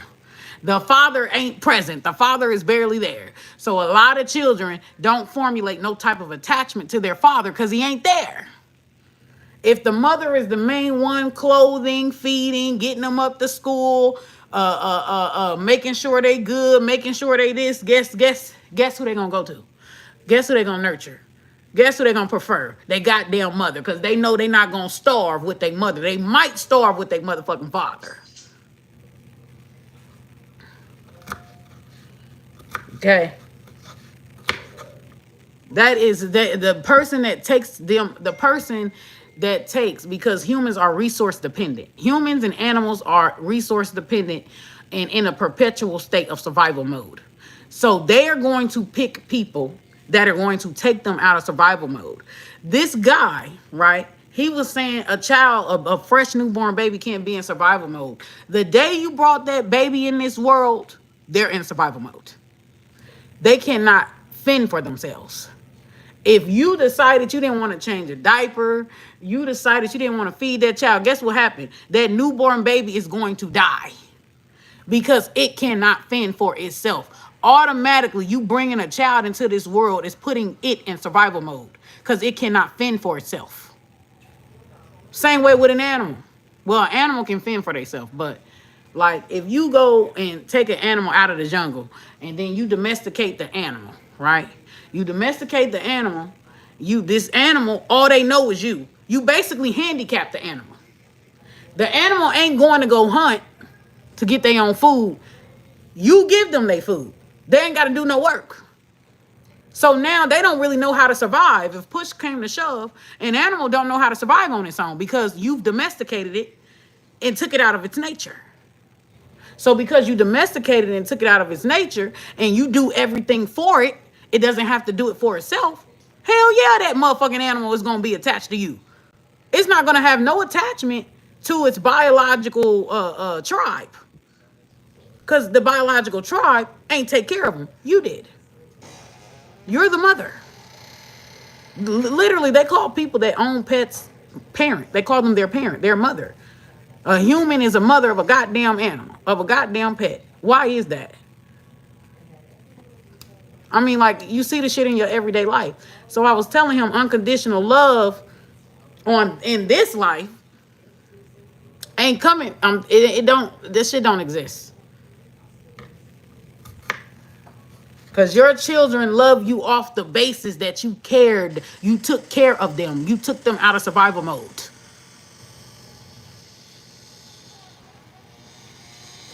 They ain't out there saying, oh, I love mommy because she makes me laugh. They ain't saying no shit like that.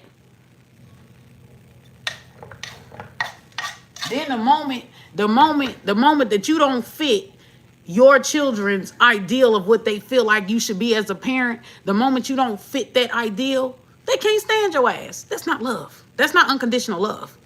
Unconditional love is a motherfucker who loves you no matter what. That don't exist. Because the moment, I'm telling y'all, if y'all don't believe me, Think about your children or children who don't like their parents. It's because their parents don't fit whatever idea they have in their head of how a parent is supposed to be. Their parents don't fit that shit. And it creates frustration and hate. Swear to God. Oh, you never loved me. They did love you. They may not love you in the way that you wanted them to love you, but they loved you in the way that they could. See, people don't understand shit like that. Y'all. Let me smell this and see what's going on. It don't need much seasoning. But I'm about to get this pot, so hold on, y'all.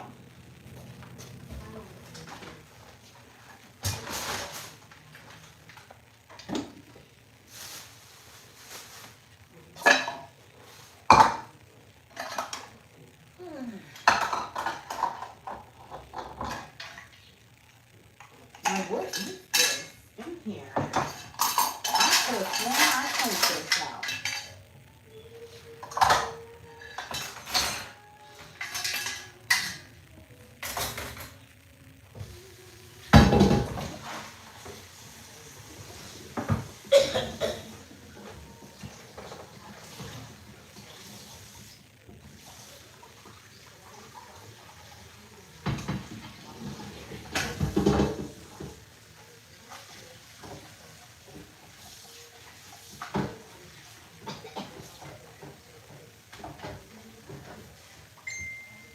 Yeah, y'all, it's a lot, man. It's a lot. Same way, if there's a mom who's dealt with a lot of trauma, if there's a mother who's dealt with a lot of trauma and her mother treated her like shit, right? That's all she knows. I'm not saying that's an excuse, but that's all she knows. And sometimes, you know, that shit has a psychological shit. It changes your brain shit. You know, if your mama battling demons, 9 times out of 10, she's going to be abusive to you. She was abused. That's all she knows. You know what I'm saying? But your child isn't going to understand that. You know?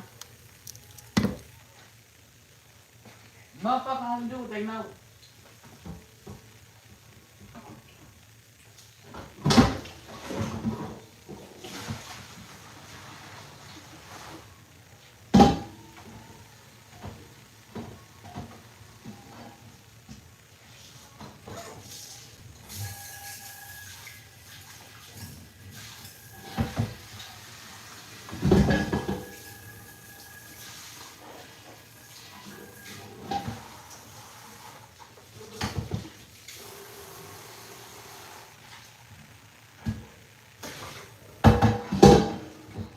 You know, very rarely do people break the cycle. You know, that's the black sheep is typically the one that's supposed to break the cycle. Typically. But most people don't break the cycle. They just repeat. Most people don't have that wake-up call like, you know, my mother did this and that wasn't working out too well, so I don't need to do that. Like, most people just repeat what their parents did, the sins of their parents. Or, like I said, it could be a personality thing. If somebody in your family tree, like your ancestral tree has like, because DNA ain't just your shit, okay? You got the DNA of people who are slaves. Okay, you got the DNA of people who are tradesmen, people who are like, it's not just your shit. You know what I'm saying?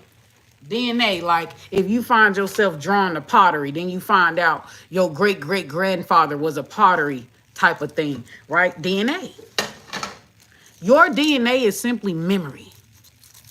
That's all it is. It's memory. It's coding. That's it.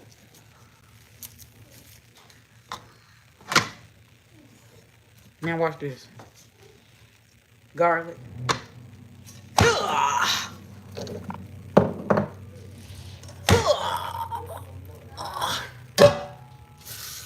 Now we're going to do it for the second garlic clove. I hate cutting garlic, y'all. I hate it. It takes too long. Hold on.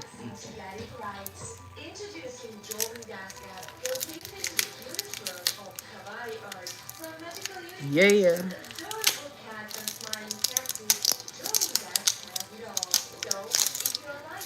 I'm gonna do the same thing here. Y'all, I've been studying this shit since I was 15. Psychology, history, human behavior, all of it. Since I was 15. Let's see.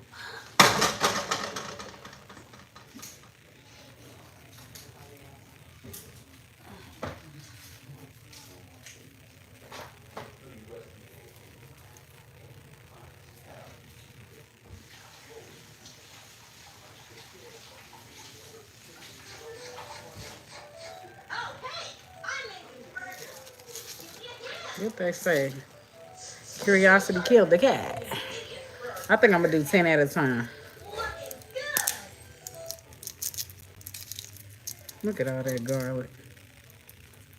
Yeah, this shit about to be bomb. Actually, I think I'm gonna save like 10 um, garlic cloves to fry, so I can fry garlic and onion in the palm oil. I need to find my dish, my frying dish. I think I'm gonna cut up 10 at a time.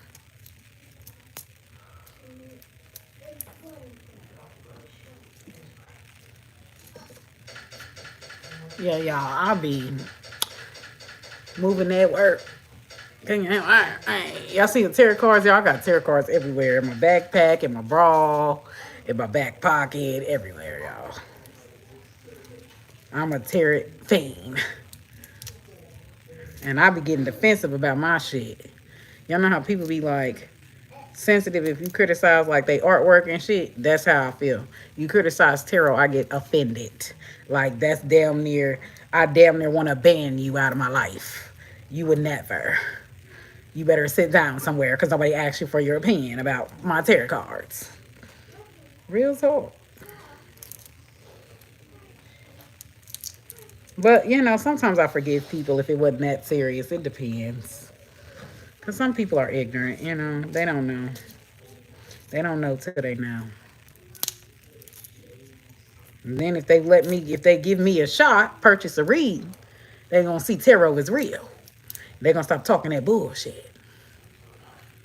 I had one lady, she thought it was a game. She thought it was a joke, right? Because I would be pulling her cards. I would be pulling her, doing her reading. She thought it was a game. She thought it was a joke. Baby, I did a reading. That motherfucker happened right after the reading. That motherfucker came to pass. She called me a witch. She was so scared.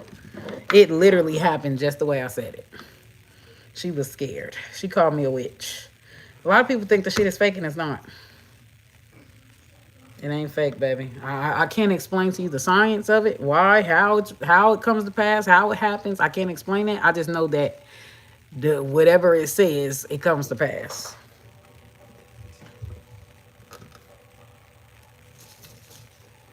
I call it energy reading, aura reading.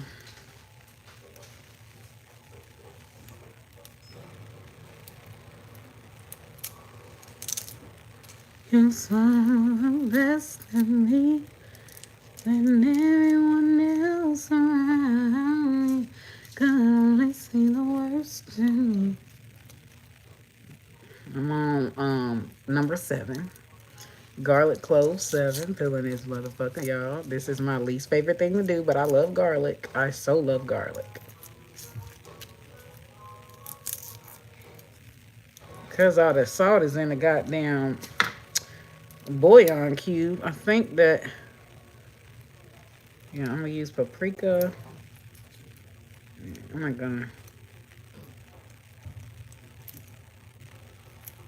gonna use a tablespoon of everything. I got seasoning. I got measuring cups and shit.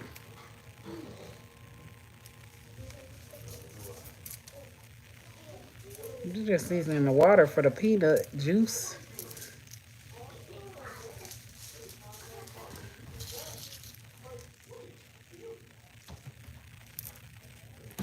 I got 7 of these. This is 8. I might actually pull another one because one of those garlics is like really small. What? Give me one. One of my garlics. One of my garlic cloves.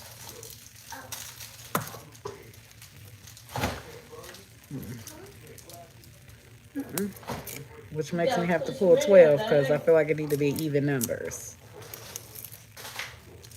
Push them back. 1, 2, 3, 4, 5, 6, 7, 8, 9. Outside.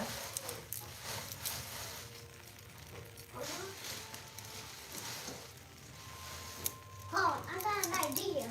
It's okay, just leave it there. I'm gonna smell that chicken. Make sure it ain't bad because I don't know how long I had that chicken, honestly.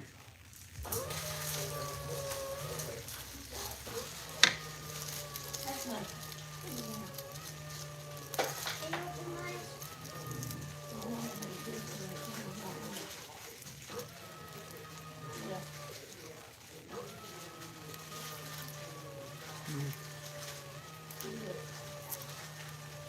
This is 10. The next one's 11, and then I need one more for 12. I hate how sometimes the skin don't be, the little flakes shit don't want to come off of these goddamn garlic cloves. Now, when I get the bull and the chicken and put all of them together, I'm going to move the camera and show y'all. I mean, if you don't know how to cut up shit, I don't know what to tell you.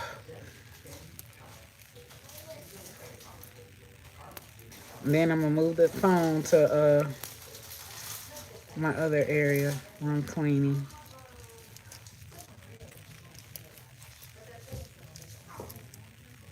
But yeah, that nigga, he delusional. Talking about kids have unconditional dick. Kids be users.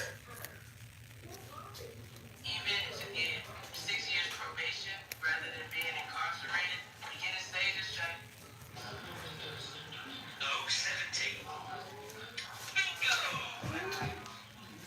Bingo! If your child only call you when they in trouble or if they need something, they ain't never call you to see if you need something, baby, you better get that nursing home ready. You better get that motherfucking nursing home ready. Load it up. This next batch, I'm going to do 10, but I'm going to put it in No, you're gonna have to put with it on the table. my onion that's going to be fried in the palm oil in another pot. And turn it. Now, with the palm oil, you got to let it heat up before you throw shit in there. So it's got to bubble, and then you throw shit in there.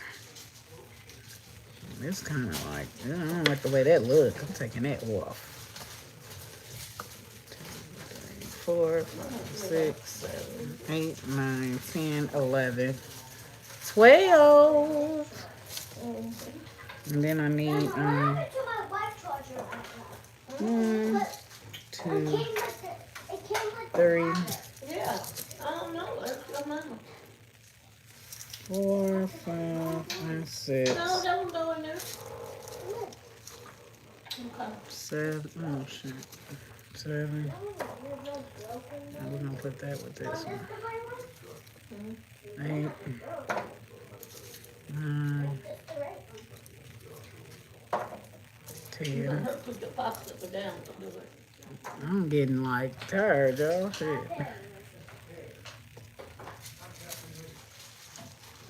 Oh, this damn garlic. I'm about to be like shitting like a motherfucker.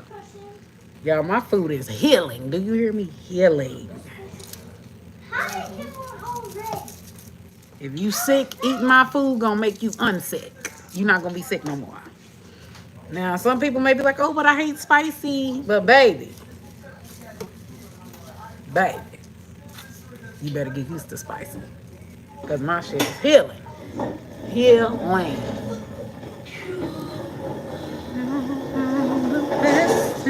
If you be feeling backed up, my shit gonna unback you. Go unbig your back. Go unbig your backed up. Real talk.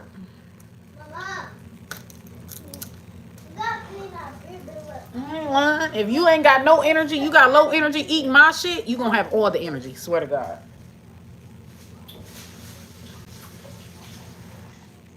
If you've been feeling low confidence, my food make you have confidence. Swear to God, you're going to be feeling good about yourself.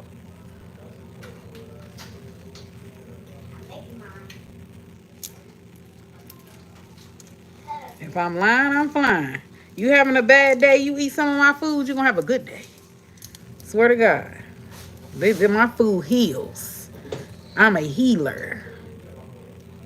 It heals. You saw the best in me when everyone else around me could only see the worst in me.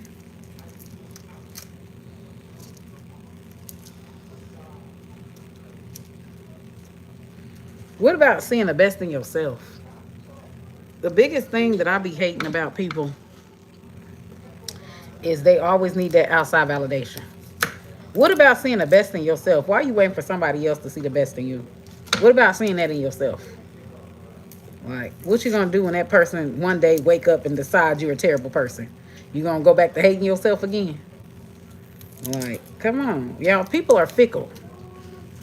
And shit is always subject to change. So, I can't get with that looking for outside validation. Validate yourself. Hype up yourself. Find beauty in yourself. Because what you gonna do when that person switch up and decides you're unbeautiful no more? Because people do that. They wake up and they decide you're not what they want.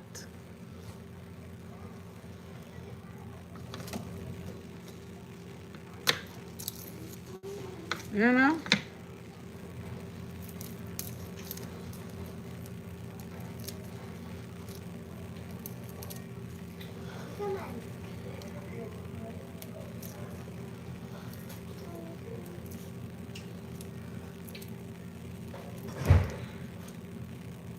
People are fickle. They sometime be motherfuckers.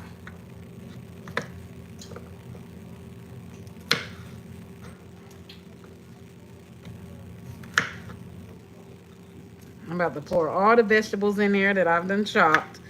Chopped and screwed. Then I'm going to clean this chicken off and, well, ranch it off. Ain't that what they say in the South? Ranch. Ranch that off for me.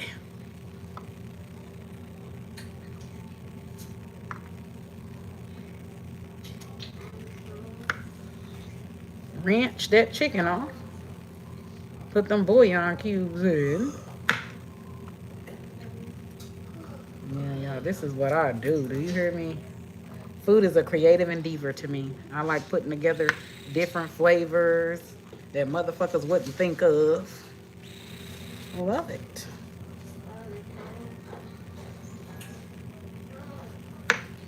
People be asking, people be like, oh, do you need drugs? I don't need drugs. I have food. I don't need that shit. I have food. Cook you some. It's gonna put you on a aphrodisiac you didn't know you could be on, baby. You don't need drugs. Cook you some good food. That's all you need.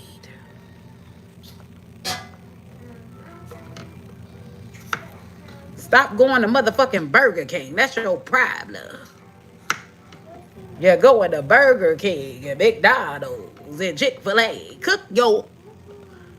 Stay your ass home and cook you a good, hearty meal filled with love and healing. Real talk. People be like, oh man, I have a natural high, baby. I don't need that shit.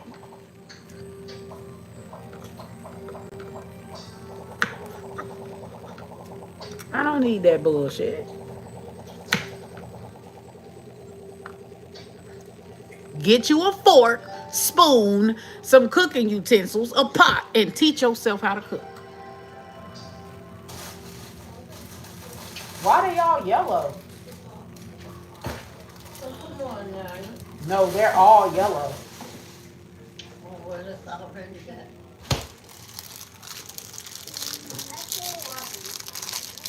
No, good. Well, nutmeg, I ain't putting no whole tablespoon in there. I'll put a half a tablespoon. Nutmeg is almost like having brown sugar almost. But you don't want to put too much in there to make it too nutty. Like your girl, too motherfucking nutty.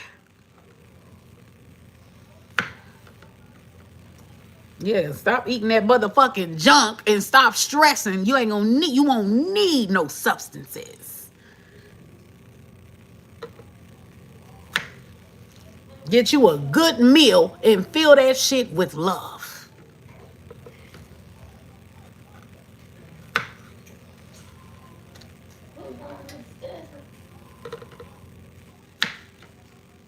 Go outside, get some good sunlight.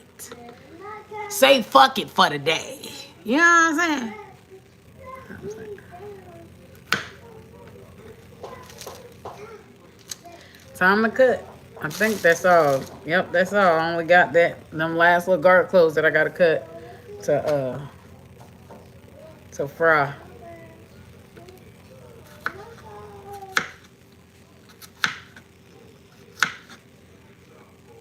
Yeah, the habanero pepper, I think I'm gonna put it in the chicken too. The chicken not gonna really need much seasoning, honestly. Because like them bouillon cubes. Yeah. Just throwing shit together.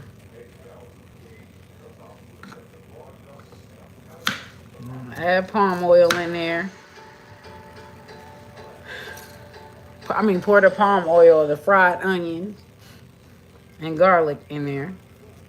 And then pour that in with the chicken water.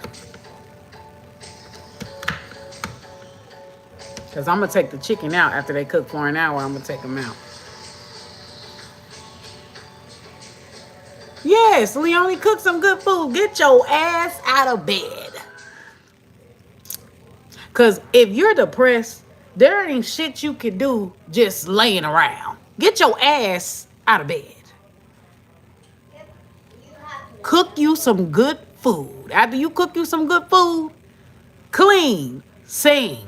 Clean and sing. Get your ass out of bed. The only thing laying in bed is going to do is make you more depressed. That's all it's going to do.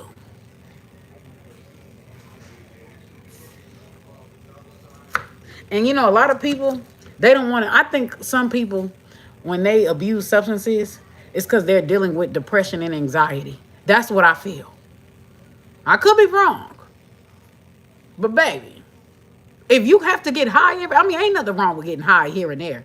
But if you have to get high every single day, you fighting demons. Because why? Why does your mind have to be in an altered state every day? That is a ritual. Why? Something is wrong with you. And you don't want to deal with it. You don't want to cope. You can't cope.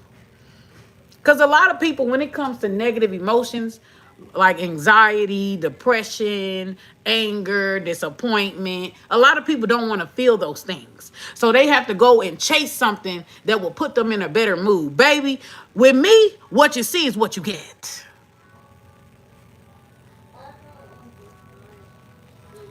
What you see is what you get. If I'm angry today, bitch, I'm angry. If I'm happy, I'm happy. If I'm depressed, I'm depressed. I'm going to be like, I'm depressed. I deal with my emotions. I feel my emotions. A lot of people like to run away from that shit and hide behind substances or sex addictions and shit like that. Like, deal with it. If you hurt because of some shit that happened a long time ago, deal with that shit. Let it out. There be people problem. They don't want to let it out. They want to hold it in. Hold it in. Hold it in. That shit has a negative effect on your health. Did you know that? Let those negative emotions out just like you let positive emotions out. If you ain't feeling your best today, you feeling like you ugly, say that. I feel ugly today. Because guess what? That's life.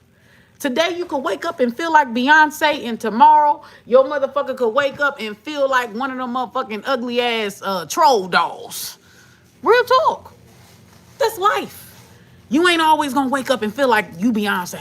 You ain't always gonna wake up and feel like you on top of the world. Some days you're gonna wake up and feel like I'm shit. That's life. Real talk. That's life.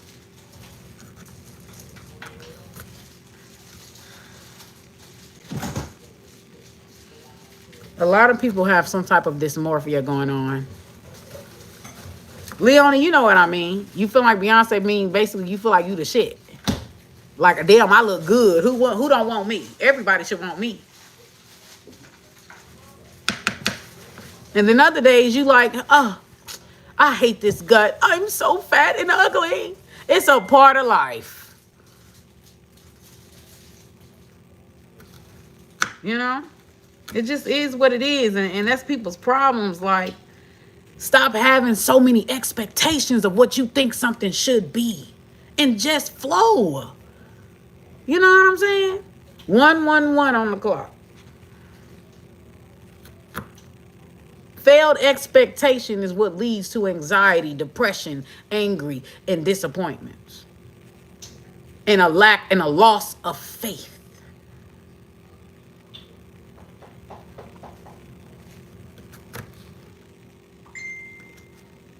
Every day that you wake up, you're supposed to handle shit one day at a time. Okay?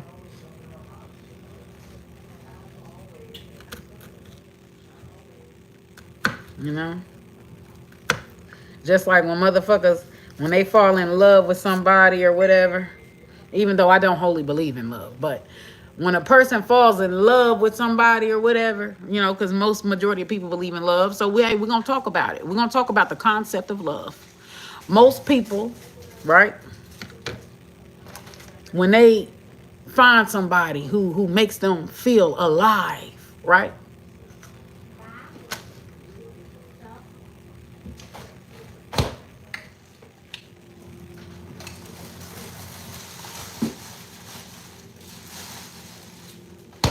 When they find somebody who makes them feel alive. You said you don't stand in Beyonce in her shoes. Well, you know what I'm saying, Leonie. People perceive Beyonce as being that bitch, as being that girl, as being everybody should want a Beyonce. If you don't, you gay. Like her public persona, not necessarily who she is personally, if that makes sense.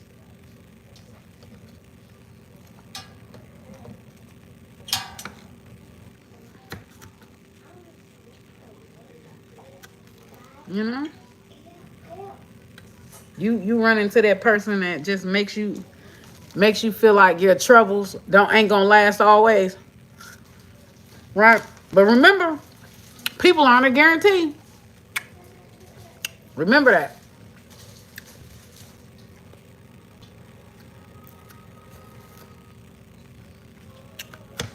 And then, like, let's say that person changes one day, or let's say that person leaves your life and you don't want to let go because that person made you feel alive when you've been feeling dead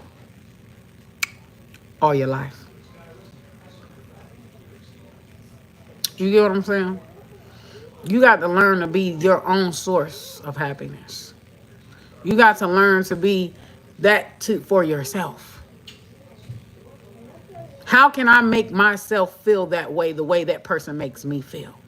Because people are not a guarantee. People switch up. Swear to God. They're fickle. They're fickle.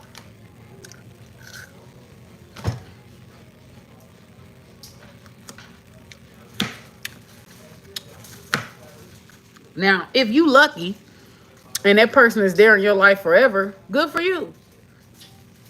But humans aren't a guarantee.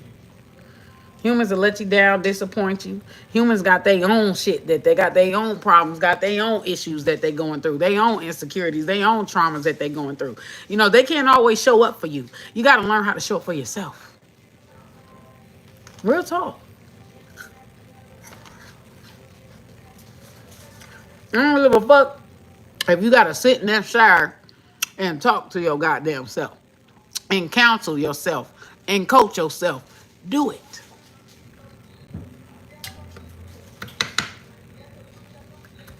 Because everything is better out than in.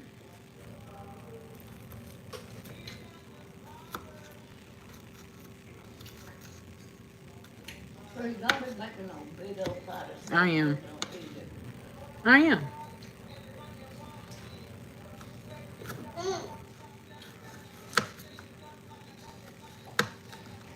I've ate all my dishes. I can't help I come on my period and then I gotta wait weeks. Huh? No. No, I don't be wanting to cook every day. I work 12-hour shifts. No. But you don't eat that all that food every day either. Yes, I do.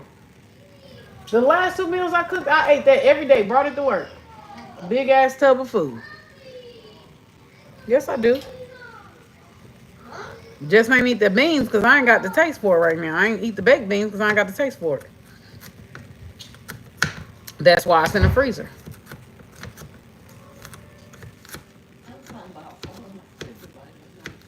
This is the only thing I had in the refrigerator. Is the chicken, the stuff that I'm cooking. Just the meal that I'm cooking. And I ate my fast woke. That was the other thing I put in there. Let's see if I got anything else in there. And the Roman noodles, when I'm full, I put the Roman noodles in here. I don't put a lot of stuff in here. Most of this shit is Lily's. I ain't got nothing in there. Most of this shit is Lily's. No, that's yours. No, it's not. I'm looking dead in the refrigerator. This right here, these snacks, is the only thing I got. But most of this shit is Lily's. I put, well, from here on out, I only put the food that I'm about to cook in the refrigerator. I only buy food that I'm gonna cook. If I ain't cooking it, that's what I bought immediately. I ain't buying nothing else till it's cooked.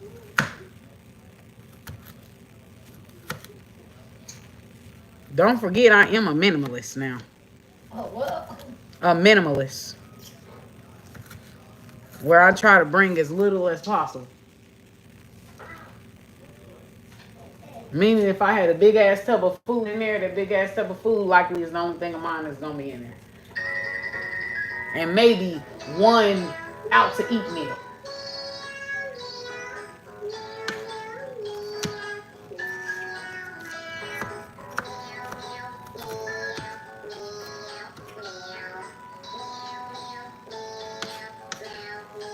And if I don't eat it, King eats it. Yeah, most of that shit in there is Lily's. I don't know what Randy has bought, but most of that shit in there look like kitty shit. So that's Lily's, not mine. I don't know why y'all keep thinking everything is mine. Y'all don't see me coming here every day buying shit every day. Huh? I know what your stuff about. This probably gonna be the only thing in there that's big of mine. Oh, it smells good. When I put that salt and pepper to that motherfucker, you said a lot of people are more dependent than you think. Hell yeah. See, the person that's in power, the person that is the most powerful person is the person who runs their own mind. The person that's not codependent. Majority, like 99% of people are codependent. And social media proves that. Because a lot of these motherfuckers on social media, the reason why they're addicted to social media is because everybody want to be a fucking celebrity. Everybody cares about what other people think. Everybody needs that outside validation. That is the only reason why social media is an addiction. It feeds into the narcissism and codependency of the human being. When you don't care about that shit, you don't give a fuck about no social media.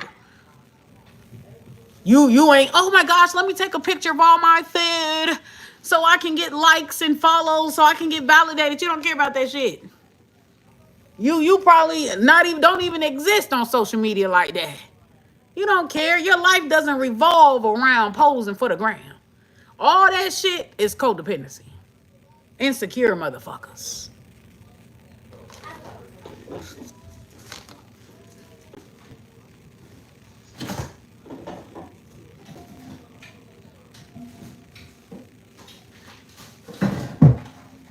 Now, this about to be way too much chicken. But I'm cooking it all. I'm cooking it all. I cut up all my vegetables. I'm gonna pour them in this pot. Chicken is gonna be boiled. I would fry the chicken, but I ain't gonna do it because, like, I'm just not. I'm just not. It's gonna be boiled. You're not gonna see the white texture of it because, you know,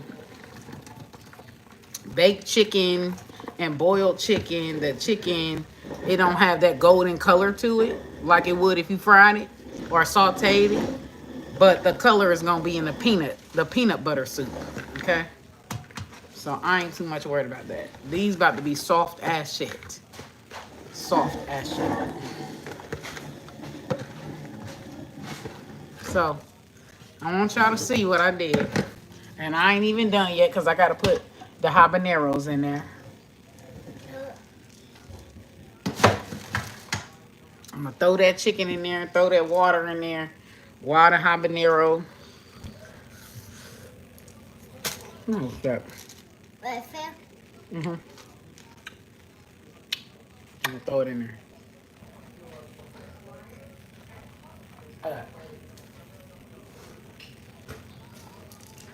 You got all that food to put in there? Yep, that's what you call cooking. What your mama need to learn. Mama would need to learn how to cook like that. Yeah, real cooking. Because my mommy faking cooking. Yeah.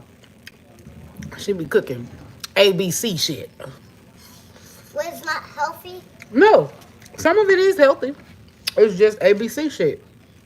Something even your dog could do, even a monkey could do it. Remember yourself. What's in there? That's your stuff in there? Now the chicken. Yeah, I'm about to go ranch it off. Why do you need ranch? Huh? Ranch is country for rinse. Ranch. Mm-hmm. I'm trying to steal some gloves. You always do this but when you're hurting. Y'all, I be taking my brother and sister shit. They be crying See, like we strangers on the street. You've been doing this before. Yeah. Mm-hmm. Now walk. Mm-hmm. You do that when you walk. Eat your peanut butter now.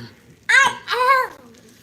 Y'all gotta wear gloves when y'all cook habaneros, scorpion peppers, any peppers that are spicy peppers. Did y'all know spicy peppers is a fruit? Did y'all know that? No, that's not a fruit. Yes, it is. I looked it up. How do you know that was a fruit? Now, let me get the other one. It said, how did I know? I looked it up. I Googled. I asked, was spicy peppers, what was spicy peppers a vegetable or a fruit? Why you got a big knife right there? It's a gut. Don't need those big knife in this big thing. And why you putting it on the edge? Oh yeah, that went bad. I think that went bad. I gotta throw that out. What is it? Huh?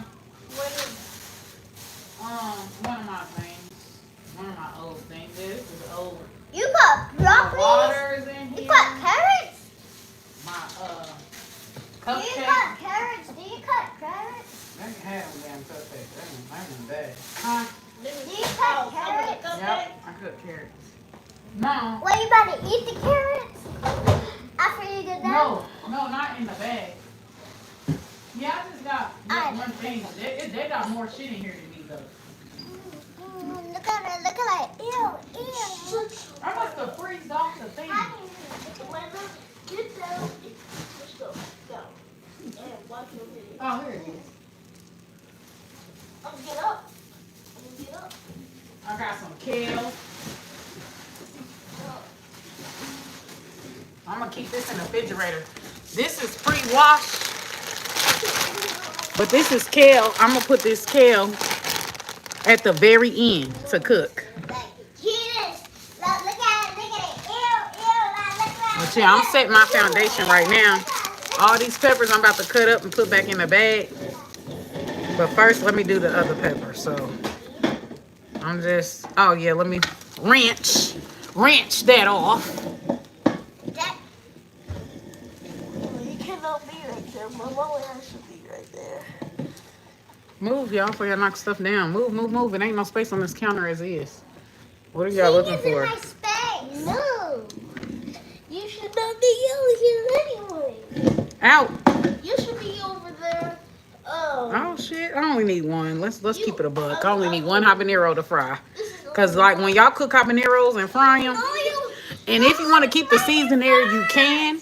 The seeds is what really make it spicy. But I'm taking them out because, like I said, this habanero pepper or these very hot, strong Caspian centered peppers, for some reason, my genitals, my anal and my genitals is allergic. So I itch, and be in pain. It'll never stop. So, yeah. So for me, even I'm not supposed to be putting these in here anyways. But for me, yeah. I'm about to chop these up. Take the seeds out. Because like I said, I can handle it with the seeds in there, but like I said earlier before.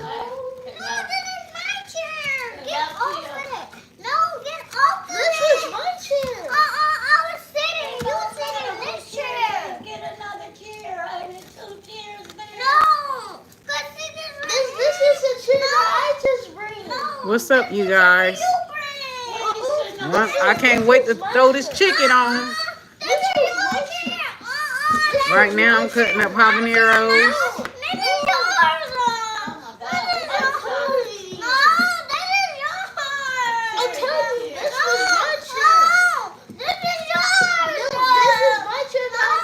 I be hating those people who be hyping up their fucking relationships. Oh, he was so perfect. Why y'all not together? If he was so perfect. Like, what's the point of bragging? Clearly, he wasn't too perfect because y'all ain't together. How you grow apart for somebody that's perfect and treat you perfectly? Motherfuckers like, baby, I can't stand people. They posers like a motherfucker. And I feel like earth signs. Just get out of them. I feel like earth signs and fire signs are the biggest posers. Like, I can't stand. I can't stand a fucking poser. And maybe Libra is an honorary mention. But them damn Aquarius and Gemini, bipolar, what you see, what the fuck you get. Over here, so that means this was my chair. No, this is my chair. This was my chair. Depending on what like is in the chart of a Gemini or an Aquarius, like yeah.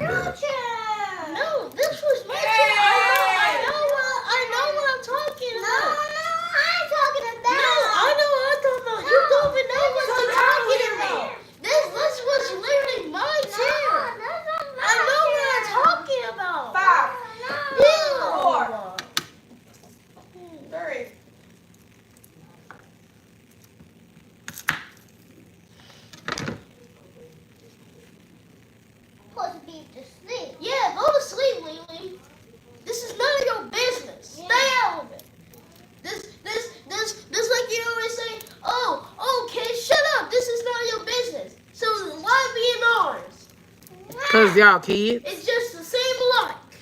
Cause y'all kids. So go back to sleep, old Gramps. Gramps can't be on kid business. They gonna be a day business. And lay down, you brain-headed. Yeah. Before you like hurt yourself when you go to sleep, you're gonna, my back hurts. Who says that? Lily. She does. She fucking old, man. Yeah, cause her back be hurting where her sit up and go and sleep. She fucking old. She younger than me, but old. Right, Kim? Yeah. Like you stay out of our business. Yeah.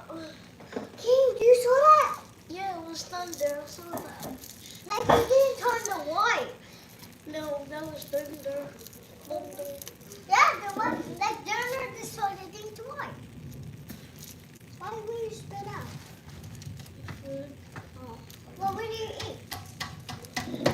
Mom, what are you making? Her making. Her. Can look at that. No, she's making ramen noodles. No, she's making the Asian noodles. Asian? I mean, those like red noodles. The noodles that you. No, I'm making peanut butter and chicken. Peanut butter and chicken. Mm-hmm. So what happened to the noodles that you just had in your hand? What you mean? Oh, I was showing them that. King, look in there.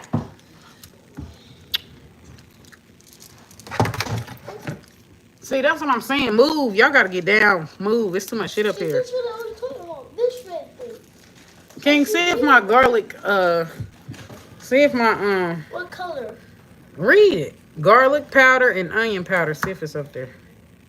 It's red. And get my, nah, I already got habanero. I don't need that. Get my, garlic powder. Do you want the green one and the red one, or you just want one? Read it. It should say, that says fried chicken. Yes, he does. He about to learn today. I said she. Well, she about to learn the motherfucking day. Her mom talking to me. Found it. Oh, good job. Now find the onion. What onions? I want to help King. And find oregano. I want to help King. Wait, I saw the oregano. This is how you can kind of teach your kids to read while you do it everyday life things. Kill two birds with one stone. T. Yep, very good job. Y'all seen it. Go look in. Oh, that's all you need? No, I need onion powder. I need onion powder. I gave you that. Onion powder. I'm not putting no salt in my shit to the very end because it. Why? Why? Because it could easily get over salted, and I don't like that over salted ass taste. Oh. I don't know why you're making that vegetables like peanut butter chicken. Yeah, that's what you're supposed to do. You're supposed to experiment with your food. With those carrots. Can give me that chili? I seen that chili. Chili. Get the chili. Yeah, no, that's cayenne. Chili, you just had it in here. It's red stuff you had in your hand. Yep. Here. Chico wings. No, this paprika, but I'll take it. But give me the chili. You just had it. Right there, the red stuff. No, red. You don't know what red is? Yes, that's chili. Now look for my onion powder. Chicken and turkey wing. I turned it to rolling. Took it out to rolling. Where's that red stuff for you to cut? That's a red onion. A red onion? Yep. King. Oh, that's your lunches up there? Mm-hmm. Hey, I'm going to get an Amy luncheon. I'm going off live once I finish cleaning. Wait. One thing has Amy. See, it has Sonic, Silver, and Shadow. Why is there raisins? What the hell is that? Shadows. Why is raisins? What the fuck is going on here? And Lena, that's what I play. VR chat on VR. And then you saw Silver and Sonic, and then you were Shadow. No, I was Sonic, and then somebody was Amy. Somebody was Amy. Mm-hmm. What did Amy say to you? She said she wanted to marry me, but no, I disagree. Nope. You disagree? Yeah. And you say no? Garlic powder. No, that's somebody else's. They don't share in this house. Does someone live here? Does nobody live here. So where's those boxes up there? Yeah, but I'm talking about what's those stuff over there. Because that's somebody else. So listen. I knew That's Randy's now. Mommy, I'ma die. Mommy, I'ma die. That is my baby dog. That is my baby dog. Mommy, I'ma die. Mommy, I'ma die. So listen up, here's the story about say, a little Mama doggy? That is my doggy. That is my doggy. That is my doggy. Seems like That's my like doggy. him inside or outside. Look his heart and so it's not. Oh, that hour looks really, really hot. Just On night, chance on midnight on time. Baby, it's so hot and a popsicle. Oh! Mm. what do you mean? Hey. Hey, see if you can open this. Here, I can open knots. I can open knots. Take it out the knot, yeah. I thought you opened it, teacher. The teacher told me how to untie a knot in my shoe.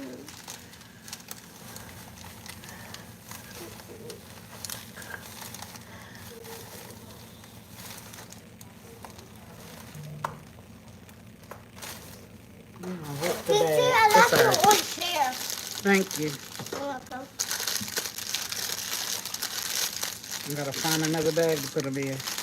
Cause I'm freezing them off. Why is that King? Guess what? Your mama.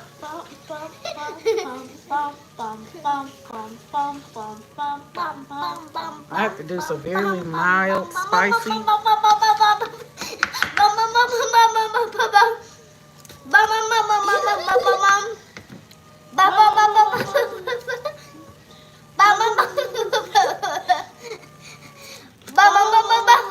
Yeah, that one bowl in there, I gotta clean it out because that stuff is rotten.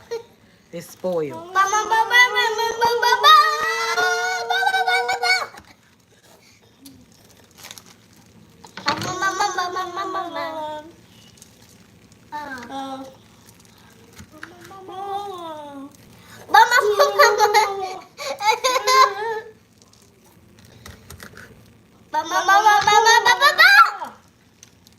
I listen to you. Oh, that's your Oh, let's go. My keyboard I was looking for. Like your keyboard? Yep.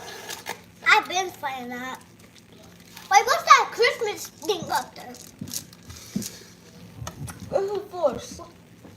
So, Well, I'm getting tired, so I'm going to post on shorts. Make sure y'all check the shorts of every step that I'm doing. Follow me on the Sassiest is the name of my Snapchat. Follow me on the Sassiest, or I think it may be Fairy Godmother Tarot. I don't know. I gotta see. I might post the link in there, but I'm finished. Prepping. I just gotta put the chicken where the chicken goes.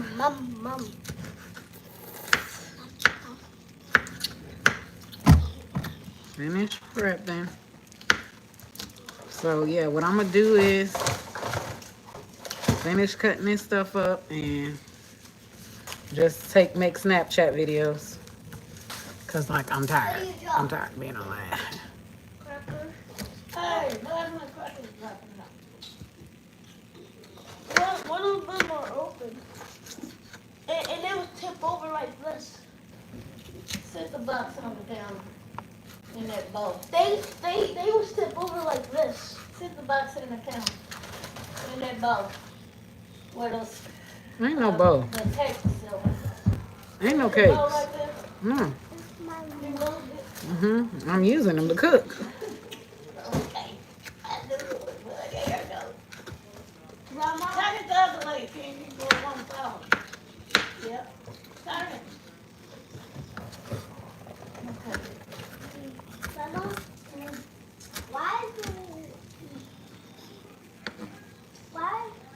Mama,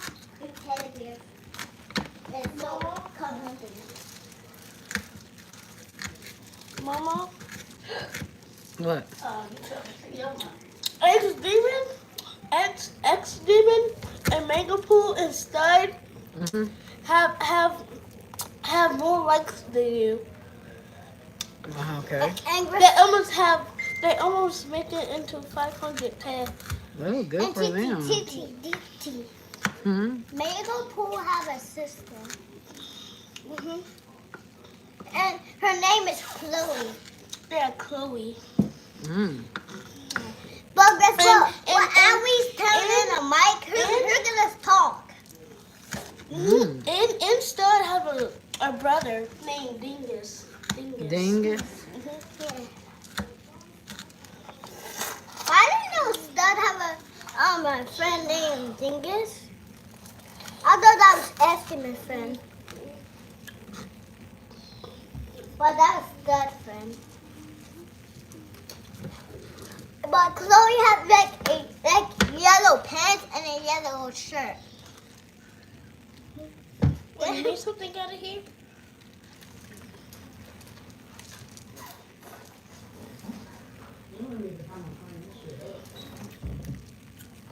Shut up. King, Nick, so I'll push her back.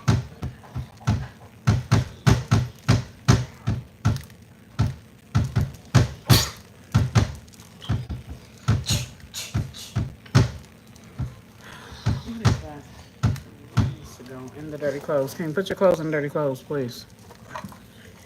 Put these clothes in the dirty clothes. Dirty. Mm. No, that's not my shirt. That's Minnie's shirt. Who? Because that's long. That gray shirt. But That's you Oh, had it on, that Ken. shirt. You had it on. It don't matter whose shirt it is, you had it on. That's the difference. But still, it doesn't need to go in mine. It can, so shut up. No.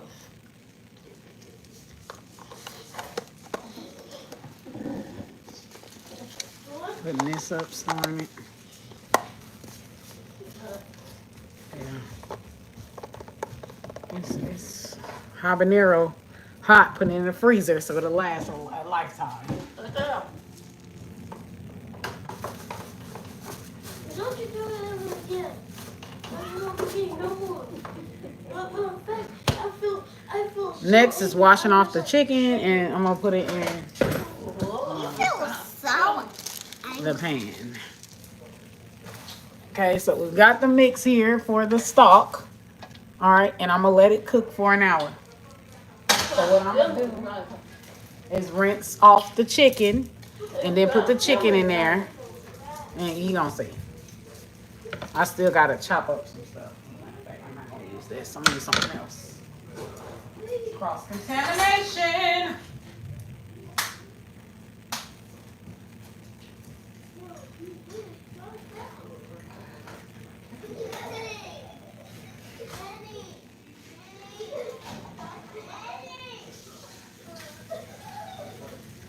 So all the hard labor is done.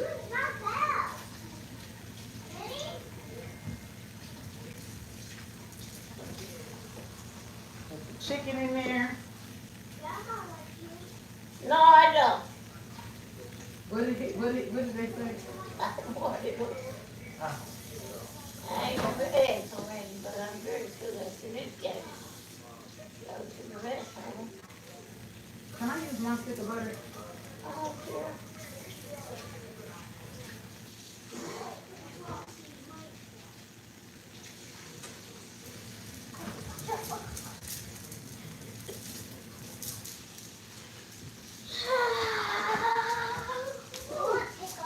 Why don't I like it?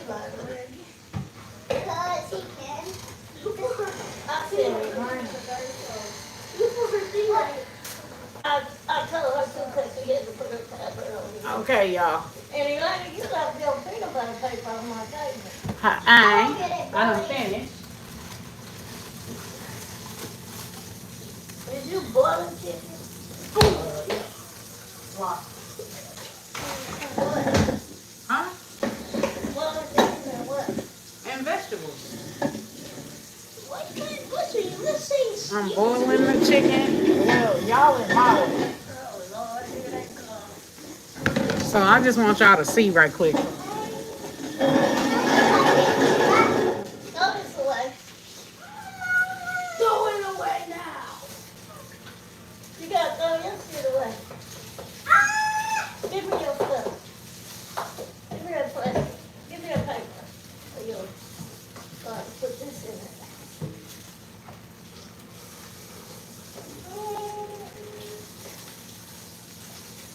What y'all doing, girl?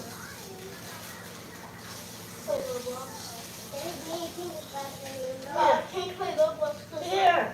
Mama, Hmm? can you buy me a sticky card for my PS5? Yes. Yeah. On Amazon? Mm-hmm. You have to send it to me. Y'all left those crackers on the floor up there. So now I'm gonna take y'all with me. Once I get done, I'm gonna take like a 30-minute break, and then I'm gonna start washing dishes. But look at the chicken. Let me show y'all the chicken. You see that? Vegetables and chicken.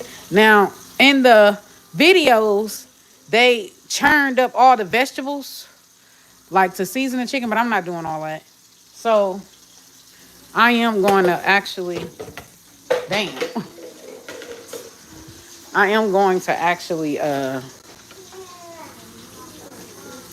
take the seasonings and put them in there. But how many bouillon cubes I need, I don't know yet. Okay, everything is going to be 1 tablespoon. This here, 1 tablespoon. Everything. Because, you know, water really waters some shit down. So let's see if I can get like this. Like, I don't know how well y'all can see. This is the cooking pot here. So I'm going to start off with my Old Bay seasoning. And what I'm going to do is open that large container. For those of you that's a little slow. Okay? All right, let's see. It's lightning outside. So 1 tablespoon. This is about 1 tablespoon of Old Bay. I love Old Bay. Old Bay goes, you can't go wrong with Old Bay. Okay? 1 tablespoon of onion powder. Okay? And then I've got to see how much water fills up this chicken. Now, nutmeg is the only thing I'm not going to use 1 tablespoon of, but I am going to use like maybe half a tablespoon. Because like this is very powerful seasoning. Like it overtakes everything. So you don't ever need a lot of ground nutmeg. Next is paprika. 1 tablespoon. Well, we probably gonna. Is that? No, that's chili. This is chili. I don't know why I said. This is chili. Almost 1 tablespoon. Okay, this is the seasoned broth or the seasoned water. The chicken is in there. Gonna let it cook. Put the lid over for an hour. Okay, 1 tablespoon of oregano. All right, we're gonna put it in there. Now you could add some of these seasons repeatedly when you start the peanut butter shit. You don't have to, but you can. So I'm gonna leave them out just in case. 1 tablespoon of, I don't think I got paprika. I thought I had paprika. Okay, 1 tablespoon of this. Trying to save some of my seasoning. Let's see what it smells. Oh, it smells so good. It's gonna smell so good with that peanut butter. I swear to God. So now we got turmeric. 1 tablespoon of turmeric. Okay, great value. Made by the stove. Okay, turmeric. Okay. Turmeric really stains. I be hating that. It stains, boy. It really stains. So now, 1 tablespoon of garlic powder. And then I'm going to see how much water it takes to fill this up. And that's how I know, like, what bouillon, how many bouillon cubes I'm going to need. So I'm going to get this powder, this pepper going. That's kind of too much pepper. So I'm going to put it back. Half a tablespoon or 1/3 of a tablespoon of pepper. It just depends on how peppery that you like your shit. All right. half of a tablespoon of seasoning salt. Okay,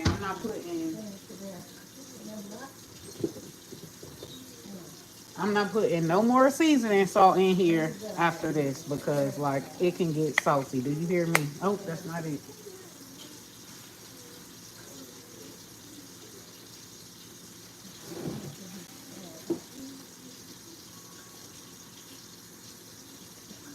This is new.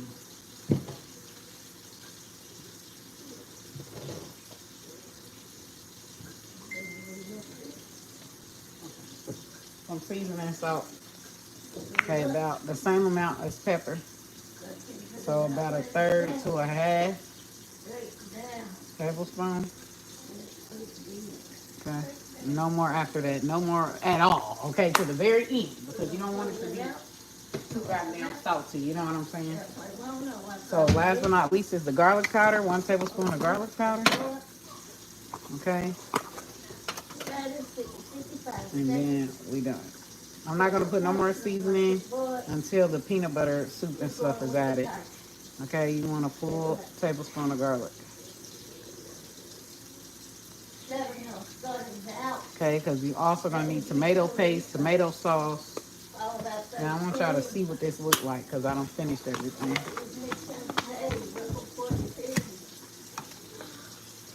Before I get to measuring, okay, see that?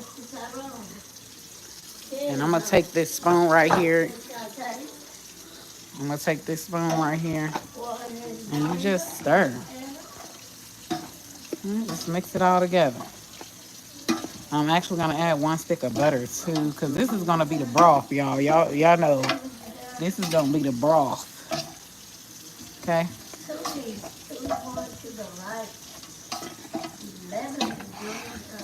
Look at all that. Look at all that good. Look at all that good seasoning. This meal should last me 2 weeks. I'm gonna be eating on peanut butter chicken stew for 2 motherfucking weeks. Okay. Now, the next thing that we're gonna do is we're gonna measure this water. Okay. So we're gonna take this till it's like 4 cups. The 4 cups is all the way. Okay, so next time I don't know. I'm just using a measuring cup, so like I don't know how much bouillon cubes to put in there. So yeah, you just see 4 cups. You don't want it too much water, but we're gonna add another 4 cups.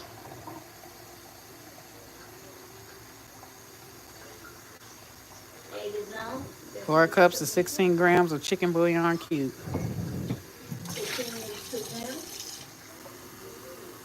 Okay. So that's 4 cups. So we're just gonna until the chicken is kind of covered. Okay, let's see. And I'm gonna add 1 stick of butter in there, and I'm just gonna let it cook. You see the base of that? See the base of that chicken? I'm gonna keep covering. It took about 8 cups, because I'm not gonna cover it wholly. All right.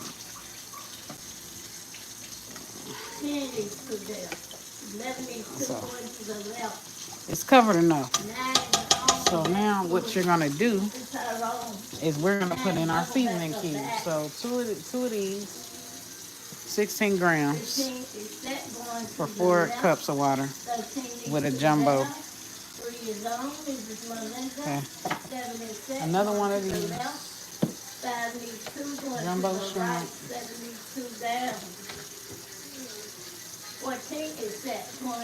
Jumbo, we're gonna use 2 of these seasoning cubes. I'm gonna put it in there. And I'm trying to find, and 1 more chicken bouillon cube. Okay, 3 chicken bouillon cubes. Yeah, it's about like 32. So 8 times 3, 24. Plus 20. That's 40 something. Anyways, yeah. So I'm gonna put that in there.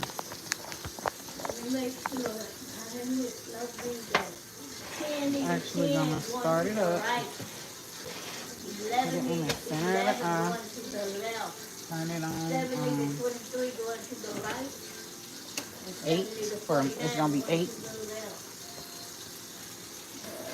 Okay, so 14 to 44 going down.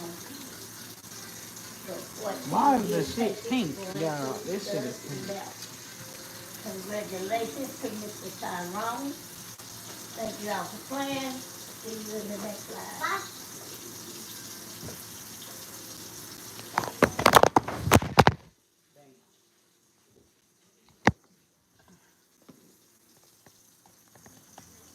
Oh, that's the wrong guy.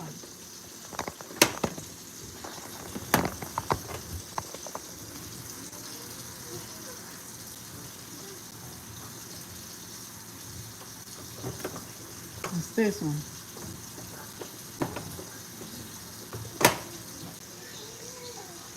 Okay.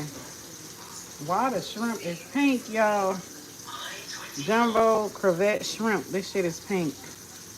Let me let y'all see it. It's pink. Look, my digestive tract already know this shit about to be good gut health. It already knows, baby. I smell the shrimp. I smell it. The shrimp seasoning cube. That's gonna be a good additive for and this is the chicken bouillon. That's gonna be a good additive for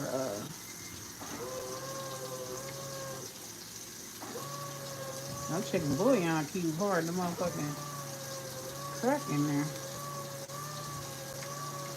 Yeah, 20 and 24 is 44 grams instead of 32. So went over by 8.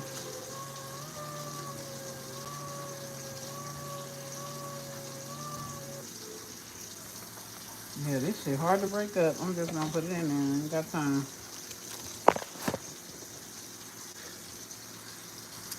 So yeah.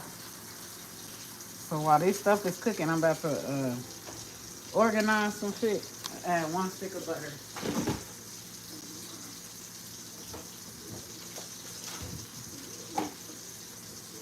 This ain't no full stick of butter, but that's all right because we trying to eat healthy anyways.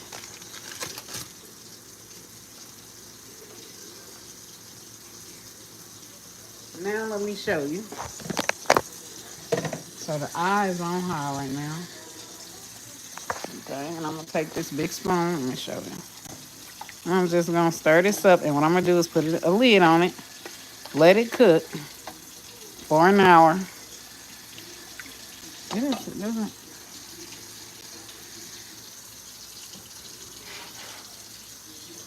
Let it cook for about an hour. And while this is cooking, I'm gonna go ahead and finish up my prep and clean. The rest of this is gonna be on Snapchat though. You see all that? Now it's not mush churned like how Africans have it, cause I ain't got that churning thing. But hey, a win is a win.